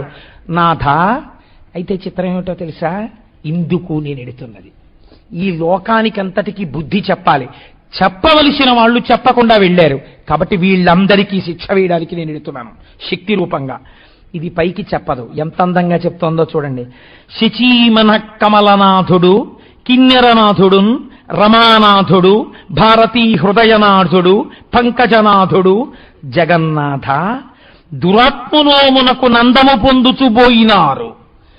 ఉమానాథ సురాధినాథ దిననాథ భుజంగమనాథ వందిత. ఎంతమందికి తన భర్తనాథుడో చెప్పుకుని పొంగిపోతోంది ఆవిడ. మా నాన్నకి తెలియదేమో నువ్వెంత గొప్పవాడివో, నాకు తెలుసు తండ్రి నువ్వెంతటి వాడివో. ఇది ఒక భర్తకి సత్కారం. తన భార్య మనస్సులో ఇంతటి స్థానాన్ని ఒక భర్త పొందడం కన్నా సమానం ఏముందండి? లోకము చేత ఎంత పూజింపబడినా మీరెంత అన్న భార్య కొంచెం కష్టమే కదా భర్తకి. ఎంత గొప్పగా మాట్లాడింది చూడండి. నాథ, ఓ భర్త, శచీమన కమలనాథుడు, వీటికి నేను వివరణలు చెయ్యక్కర్లేదు, కిన్నెరనాథుడు రమానాథుడు భారతీ హృదయనాథుడు పంకజనాథుడు, వీళ్ళందరూ నాథులన్ని పేర్లున్న వాళ్ళు వెళ్ళారు. కానీ అసలు జగత్స్వరూపంలో ఉన్న వీళ్ళందరికీ నాథుడవు నీవు జగన్నాథ, నిన్ను వదిలేడు. దురాత్మనోమునకు నందము పొందుచుబోయినారు. ఇప్పుడు దక్షుడు పేరు కూడా తీసేసింది, ఇంకో మెట్టు పైకెక్కింది ఆవిడ కోపం. దురాత్ముడు, దుష్టుడైన వాడి యాగానికి సంతోషంగా వెళ్ళారు వీళ్ళందరూ. ఉమానాథ సురాధినాథ, నా నాథుడివి నువ్వు. ఇది ఆవిడ గొప్ప. ఎంతమందికి ఎవరి నాథులు అక్కడికి వెళితే నాకెందుకు, నా నాథుడవు, నిన్ను పిలవలేదు కాబట్టి ఆ యాగం జరగడానికి వీల్లేదు. ఇది ఆవిడ కడుపులో బాధ. ఉమానాథ సురాధినాథ దిననాథ భుజంగమనాథ వందిత, ఇంతమంది చేత నమస్కరింపబడేవాడా, వాళ్ళు ఎడితే మాత్రం నీకు వచ్చిన లోటు ఏమిటయ్యా అన్నట్టుగా చెప్పి, ఎంత తప్పు చేశారో చూసావా వీళ్ళందరూ వెళ్ళారు అది అని ఇప్పుడు నటన ప్రారంభం చేసింది. ఇప్పుడంది, శంకర చూశారా ఇంతమంది వెళ్ళారు కదా మా నాన్న యాగం చేస్తున్నారని, కావున ఆ యజ్ఞమునకు ఈ విభుదగణంబులర్ధి ఏగెదరదిగో దేవా మనమిప్పుడచటికి పోవలను వేట్క నాకు పుట్టెడు అభవా. వీళ్ళందరూ ఎందుకు వెళ్ళారనుకుంటున్నారు? ఈ వెళ్ళిన వాళ్ళందరూ కావున ఆ యజ్ఞమునకు ఈ విభుదగణంబులర్ధి ఏగెదరదిగో, వీళ్ళకేవో కోరికలు ఉన్నాయి అక్కడ తీర్చుకోవడానికి వెళ్ళారు, అక్కడ ఆయన ఇచ్చి బుచ్చుకోవడానికి వెళ్ళారు తప్ప వాళ్ళందరికీ ఇంకో కారణం ఉందనుకుంటున్నారా? ఆయన ఏదో సన్మానం చేస్తాడని వెళ్ళారు. ఈశ్వర, ఇంతమంది వెళ్ళారు కదా, నాకు కూడా వెళ్ళాలనుంది, నాకు కూడా వెళ్ళాలనుంది అంటే మీతో కలిసి వెళ్ళాలనుంది, కాబట్టి దేవా మనం ఇప్పుడు అచ్చటికి పోవెలనను వేట్క నాకు పుట్టెడు నభవ, మన ఇద్దరం కలిసి నాకు అక్కడికి వెళ్ళాలన్న కోరిక పుట్టింది అభవ, నా కోరిక తీర్చరా. ఆ యజ్ఞము కనుగొనగా నాయనుజలు భక్తి ప్రాణ నాథులతోడన్ బాయక వత్తురు, మనమున్ పోయిన నే వారిన చట పొడగనగల్గు. శంకరుడికి ఎలా అడగాలో అలా అడుగుతోంది. నా చెల్లెళ్ళున్నారే, ఆ చెల్లెళ్ళందరూ వాళ్ళ భర్తలతో కలిసి వెళ్ళుంటారు. ఇప్పుడు నేను ఆ యాగానికి వెడితే మా చెల్లెళ్ళందరిళ్ళకి వెళ్ళడం అంటే మనకి ఖాళీ ఉండదు కదా.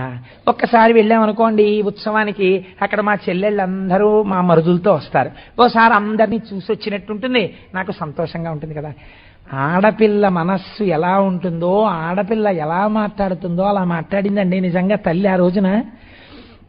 ఇవి మీకు ప్రతి ఇంటిలో వినబడే మాటలు. పెద్దవాళ్ళు అయిపోయారు కదా, వాళ్ళిద్దరూ పీటల మీద కూర్చుని అగ్నిహోత్రంలో హవిస్సు వేస్తుంటే, ఋషులు మంత్రాలు చెప్తుంటే, అగ్నికీలలు ఇలా పైకొస్తుంటే, మా చెల్లెళ్ళందరూ గబగబా సాధారణంగా పెళ్లిపీటల మీద అన్నదమ్ముడు కూర్చుంటే వదినగారులు ఉండరు పక్కన. తోడపుట్టిన ప్రేమ ఆడపిల్లలు వెనకాతల కూర్చుని వాళ్లే బుగ్గం చుక్క దిద్దుతారు, వాళ్లే ఆ జీలకర్ర బెల్లం సిద్ధం చేస్తారు. మా తమ్ముడు మా అన్నయ్య అని పాప వీడియో ఫోటోల్లో వెనకాల నించుంటారు. ఎంత పిచ్చి ప్రేమో. హారతిస్తారు, 50 రూపాయలు హారతి పళ్ళెంలో వేస్తే 5 కోట్ల రూపాయల కానుకని మడిచి పెట్టుకుని ఎంతో జాగ్రత్తగా మా అన్నయ్య ఇచ్చాడని పొంగిపోతారు. మా అమ్మగారు పెట్టారండి, మా అమ్మగారు పెట్టారని. ఎంత పిచ్చాడ పిల్లలో నిజంగా. కాబట్టి అలాగే మాట్లాడింది పార్వతీదేవి. మా అమ్మ నాన్నగారు యాగం చేస్తుంటే అగ్నిహోత్రం ఇలా వెలుగుతుంటే మా చెల్లెళ్ళందరూ వెనకాతలు నిలబడి అవి ఇవి అందిస్తూ ఉంటారు కదా, అలా అందిస్తున్నప్పుడు మా మరుదులందరూ కూర్చుంటారు. మీరు ఒక్కరు రాకపోతే ఏం బాగుంటుంది, మీరు అందరూ చక్కగా అలా కూర్చుంటే, అందులో మీరు పెద్దల్లుడు ఇంటికి మీరు అలా కూర్చుంటే నేను వాళ్ళతో కలిసి మా అమ్మ నాన్నగారి వెనకాతలు నించోవాలనుంది, మీరు రారా. ఎంత బతిమాలిందండి. ఏ ధూర్తుడి చేష్టితం వల్ల వచ్చిందండి అగత్యం. వాడొక్క మాట, ఒక్క పిలుపు. ఇవాల్టికి ఇలాంటి పాషాణ హృదయాలు లోకంలో ఉన్నాయి. ఏమి క్రోధాలో ఎప్పుడో జరిగిన విషయాలు చెప్తారు. చెప్పి కూతుర్ని అల్లుడిని పిలవరు. వాళ్ళని వదిలేశామండి, వాళ్ళని పిలవమండి. నీ సంస్కారం బయటపడింది. కూతురు అల్లుడు పసిపిల్లలు, వాళ్ళ మీద నీ కోపం ఏమిటి? వాళ్ళకి బుద్ధి చెప్పాలి. నీ కర్తవ్యనిష్ట నీకు ఉండాలి. నీ కర్తవ్యనిష్ట ఏమైపోయింది? బూడిదలో పడిపోయిందా? కాబట్టి నాకు వెళ్ళాలనుంది, రారా అని అడిగింది ఆవిడ. అడుగుతూ నాకు చాలా ఆశ్చర్యకరంగా అనిపించేటటువంటి పద్యం అండి పార్వతీదేవిది. నిజంగా నాకు ఈ పద్యం చదువుతున్నప్పుడు ఎన్నోసార్లు, నేను గొప్పకి చెప్పుకోవట్లేదు, మీరు నమ్మండి నమ్మకపోండి, నా కళ్ళ నీరు చిప్పిల్లింది ఈ పద్యం చదివేటప్పుడు. ఎలా మాట్లాడిందిరా ఆవిడ అని. ఆవిడ తన కంటి చూపు యొక్క చివరి చేత లోకములనన్నింటినీ పాలించగలిగిన తల్లి. ఉన్మేష నిమిషోత్పన్న విపన్న భువనావళి, కనురెప్ప మూస్తే లోకాలను లయం చెయ్యగలిగిన తల్లి. ఎంత గొప్పదైనా పుట్టింటికొచ్చిన ఆడపిల్ల ఏం కోరుకుంటుందో చెప్పింది చూడండి. జనకుని ముఖమున కర్ధింజన నీతో బరిబర్హ సన్నికముల చేదనరిన భూషణముల గైకొన వేట్క జనించే ఈశా కుజన వినాశ. మీతో కలిసి నేను వెళ్ళినప్పుడు మఖం అంటే ఆ యాగం అంతా అయిపోయిన తర్వాత బట్టలు పెట్టేటప్పుడు ముందు పూజనీయులు ఇంటికి కూతురు అల్లుడు కనుక వాళ్ళని గౌరవించాలి. కూతుర్ని అల్లుడిని, అందులో మీరు పెద్ద అల్లుడు కదా, నేను పెద్ద కూతుర్ని కదా, మన ఇద్దరిని కూర్చోపెట్టి నాకు మా నాన్నగారు చీర పెట్టి మీకో పంచి పెట్టి మన ఇద్దరికి కానుకలు ఇస్తుంటే మనం ఆ కానుక ఇలా పుచ్చుకున్నప్పుడు ఎంతో సంతోషం పొందాలని నాకు మనస్సులో ఉంది. ఏమి ఆశ్చర్యకరమైన విషయం అండి. ఇంతటి పార్వతీదేవి కూడా ఒకరికి పుత్రికగా పుడితే అలా సత్కరింపబడాలని కోరుకుందా అమ్మ. అందుకని మీరు నాతో రారా. ముదమున మఖోత్సవ విభూతి కనుంగొన దివ్యకామినుల్ పదవులు గట్టి భూషణ విభాసితులై నిజనాథయుక్తలై మద కలహంస పాండుర సమంచిత దివ్య విమానయానలై అదే చనుచున్నవారు కనుమభ్రపదంబున నీలకంధర. ఎంతమంది వెడుతున్నారో చూడండి భర్తలతో కలిసి. వాళ్ళందరూ ఆ దక్షుడికి అభిమానులు. కానీ ఆ ఇల్లు నా పుట్టిల్లు కదా, అందుకని చెప్పి వెళ్ళాలి కదా అనగా విను. లోకంబున జనకుని గేహమున కలుగు సకల సుఖంబుల్ తనయులు జని సంప్రీతిన్ కనుగొన కీరీతి నిల్చుగాయముల భవ. ఎంత గొప్ప మాట అందండి ఆ తల్లి. ఆడపిల్ల పెళ్ళైపోయిన తర్వాత ఇంటికి వస్తే ఆడపిల్ల కంట పడకూడదని, అమ్మ నేను తీసుకొస్తానులే చీర, నీకంటే వద్దులే నువ్వు బీరువా తీకు అందనుకోండి ఆ తల్లి. ఎంత గాయపడుతుందో ఆడపిల్ల హృదయం. అంటే నేను ఇప్పుడు ఈ ఇంటికి దూరం అయిపోయానన్నమాట అనుకుంటుంది. ఆడపిల్లట స్వతంత్రంగా తిరగాలనుకుంటుందిట. అక్కడ పుట్టి అక్కడ ఆడుకుని అక్కడ పెరిగిన పిల్ల కదండి, అరమరిక చేసి దూరం చేస్తే సహించలేదట. స్వతంత్రంగా తిరగాలని ఉంటుంది కదా ఆడపిల్లకి. నాథా అందుకని అలా ఒక్కసారి పుట్టింట్లో తిరగాలనుంది. ఇప్పుడుంది ఆ స్వేచ్ఛ ఆవిడికి. వాడు పలకరించడు దుష్టుడు. అయినా ఆవిడ ఒక ఆడపిల్లగా మాట్లాడుతోంది. ఏమంటారో శంకరుడు చూద్దాం అని. ఆవిడికి తెలుసు పిలవలేదని. కాబట్టి ఇప్పుడు అంటోంది, ఎంత ధర్మం చెప్పిందండి నిజంగా మహాతల్లి. అనయము పిలువకయుండన్ చన అనుచితమంటివేని జనక గురు సుహృత్ జననాయక గేహములకు చనుచుందురు పిలవకున్న సజ్జనులధిప. మన్ని పిలవలేదుగా పార్వతి, అల్లుణ్ణి పిలవాలిగా, మరి నన్ను ఆహ్వానించలేదుగా, పిలవని చోటుకి నేను వెళ్ళొచ్చా, అది దోషం అవుతుంది కదా అంటారేమో. 4 చోట్లకి పిలవకపోయినా వెళ్ళవచ్చు, శాస్త్రం అంగీకరించింది. సజ్జనులు ఆ 4 చోట్లకి వెడతారు పిలవకపోయినా. ఎక్కడెక్కడికి వెడతారు? జనక, తండ్రి గారింటికి పిలిస్తేనే వెళ్ళాలని లేరు, పిలవకపోయినా వెళ్ళవచ్చు. గురువుగారి ఇంట్లో ఏదైనా గొప్ప ఉత్సవం జరుగుతుంటే గురువుగారు మనని పిలవలేదని ఆగకూడదు. గురువుగారింట్లో ఉత్సవం జరుగుతోందని తెలిస్తే వెళ్ళిపోవచ్చు గురువుగారింటికి. కాబట్టి గురు. అలాగే సుహృత్, మంచి స్నేహితుడు, ఏదో పొరపాటున చెప్పలేకపోయాడు, ఆగకూడదు. సుహృత్ అయితే నువ్వు వెళ్ళిపోవాలంతే, నన్ను పిలవలేదు అనకూడదు. అలాగే జననాయక, రాజుగారింట్లో, రాజ్యమేలే రాజుగారింట్లో ఉత్సవం జరుగుతోంది, నిన్ను పిలవక్కర్లేదు, వెళ్ళవచ్చు. జననాయక గేహములకు చనుచుందురు పిలువకున్న సజ్జనులధిప, పిలవకపోయినా వెళ్ళిన వాడెవడో వాడు సజ్జనుడు. నన్ను పిలవలేదండి నేను వెళ్ళలేదన్న వాడు దుర్జనుడు. కాబట్టి వెళ్ళాలి, కాబట్టి వెళ్ళచ్చు, దోషం లేదు. పిలవలేదు అని మీరు పట్టించుకోవక్కర్లేదేమో, ఆలోచించండి అంది. అంటే శంకరుడు ఒక చిరునవ్వు నవ్వి అన్నాడు, మహానుభావుడు కదండి, ఏమి సంవాదం అండి ఇద్దరిది నిజంగా. ఆయన అన్నాడు, కళ్యాణి నీ మాటకడు నొప్పు బంధువుల్ పిలువకుండినను సంప్రీతి చనుదురంటివి, అది లెస్స. అయినను దేహాభిమాన మదమున అమర్షమునను కడగి ఆరోపిత ఘన కోప దృష్టులు కారేని పోదగు. కాని వినుము, వినుత విద్యా తపో విత్త వయో రూప కులములు సుజనులకును గుణంబులు. పార్వతీ, నువ్వు చెప్పేవే పిలవకపోయినా వెళ్ళొచ్చని, అది పరమధర్మం, నేను దాన్ని కాదంటలేదు, వెళ్ళవచ్చు పుట్టింటికి. ఎటువంటి పుట్టింటికి వెళ్ళొచ్చు? నిజంగా మరిచిపోతే, హఠాత్తుగా శుభకార్యం జరుగుతూ పిలవలేకపోతే వెళ్ళవచ్చు. మీ నాన్న కావాలనే మనని పిలవలేదు. విత్త వయో రూప కులములు సుజనులకును గుణంబులు, ఇవి సుజనులైతే వాళ్ళకి గుణాలు అవుతాయి. ఆయన రెండో విషయాన్ని ప్రస్తావన చెయ్యకుండా ఊరుకున్నాడు. మామగారిని ఎంత గౌరవించాడో చూడండి. దుర్జనులకు గర్వకారణములవుతాయి. ఎందుకో తెలుసా? వాళ్ళు కడుపులో వేరొక భావన పెట్టుకుని, మేమింత గొప్పవాళ్ళం, ఇంత గొప్పవాళ్ళం మేం కదా అని అవతల వాళ్ళని అవమానించడానికి ప్రయత్నిస్తారు తప్ప ఈశ్వరుడిచ్చిన విభూతిని వినయంగా స్వీకరించారు.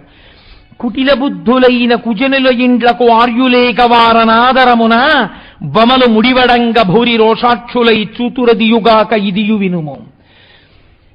చాలా సద్బుద్ధితో, వినయంతో, మంచితనంతో, ఆదరంతో, అభిమానంతో, ఆప్యాయంతో, అనురాగంతో పిలవకపోయినా మనం వెళ్ళినా కుటిల బుద్ధులైన కుజనులు ఏం చేస్తారో తెలుసా? చూసావా, పాపం పోన్లే ఆప్యాయంగా వచ్చారు కదా, ఎందుకు ఈ పట్టింపు అనుకోరు. కడుపులో క్రోధం పెరిగిపోయిన వాళ్ళు బొమలు ముడులు వేయించి ఇలా పెడతారు ముఖాలు. చూడగానే ఇలా ఉండవు కనుబొమలు, ప్రసన్నంగా ఉండరు, ఇలా ముడుచుకుని మిమ్మల్ని ఎవరు రమ్మన్నాడన్నట్టు చూస్తారు. అది చాలా బాధగా ఉంటుంది పార్వతి, విను. అదియూ కాకుండా నీకొకటి చెప్పనా? సమదరిపు ప్రయుక్త పటు సాయక జర్జిరతంగుడయ్యు దుఃఖముల దొరంగి నిద్రగనుగాని కృషింపడు మనవుండు ఓ యుమా. విను, ఇష్టబాంధవ దురుత్తులు మర్మములంటా నాట చిత్తంబున అహర్నిశంబు పరితాపమునుంది కృషించి చాట్పునన్. పరమవృద్ధుడైపోయి ఒంటి నిండా అనారోగ్యం ఉన్న రాత్రి వేళ ఇంత ఔషధం తీసుకుని ఇంత ఏదో కడుపు నిండే పదార్థం తినేసి పడుకున్న వాడికి ఒళ్ళు పుళ్ళు నెప్పెడుతున్నా సరే నిద్ర పట్టేసి బాధ మర్చిపోతాడు. ఈ బాధలు ఏవీ ఒంట్లో లేకపోయినా, ఒళ్ళు చాలా సుఖంగా ఉన్నా, పరమ ఆరోగ్యంగా ఉన్నా, కడుపు నిండా తిన్నా, అకారణంగా తన బంధువుల చేతనే అవమానింపబడిన వాడు నిద్రపోగొట్టుకుంటాడు పార్వతి. ఆ బాధ వర్ణనాతీతం. అందుచేత వెళ్ళకూడదని నేను చెప్తున్నాను. వాళ్ళు కుజనులు, వాళ్ళు అలా నిన్ను చూడరు, నీ ఆప్యాయతని వాళ్ళు పట్టించుకోరు.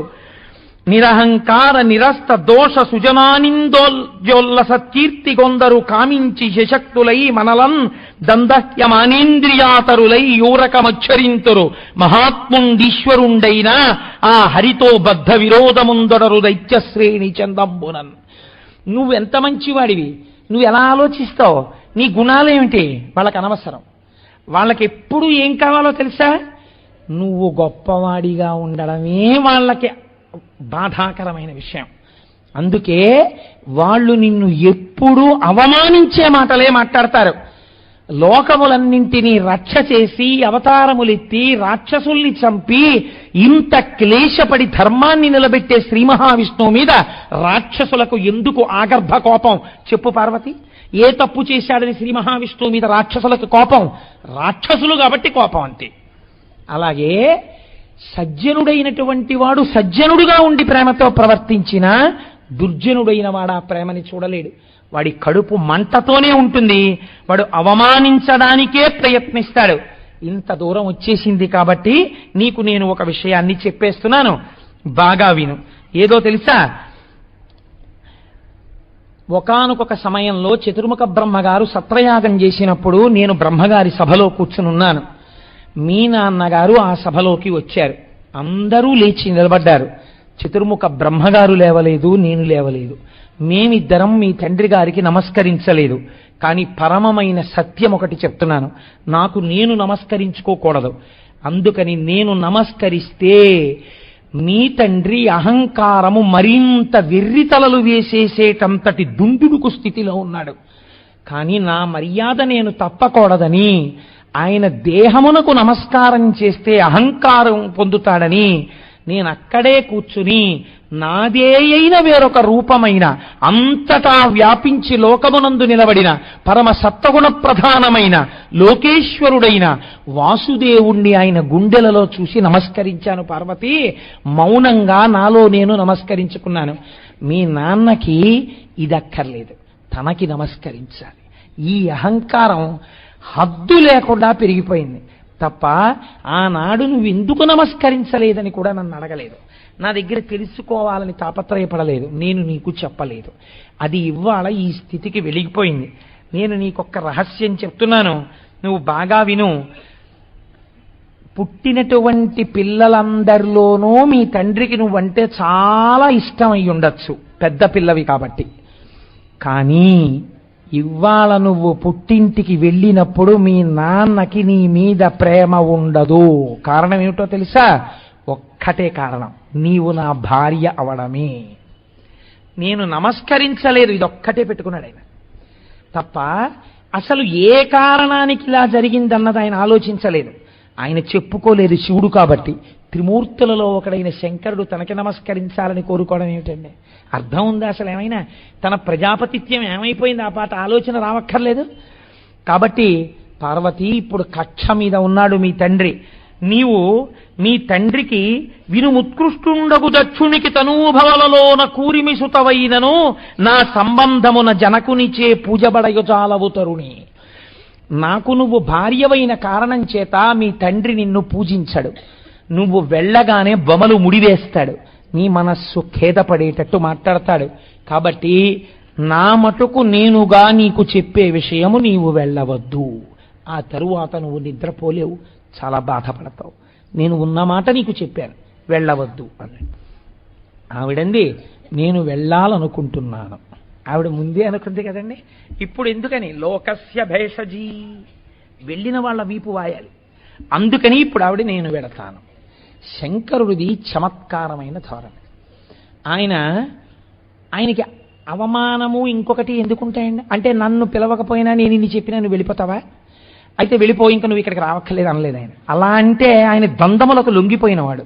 తను చెప్పడమే చెప్తాడు. చెప్పడమే నా ధర్మం, వినకపోతే నీ కర్మం. అది ఆయన సిద్ధాంతం.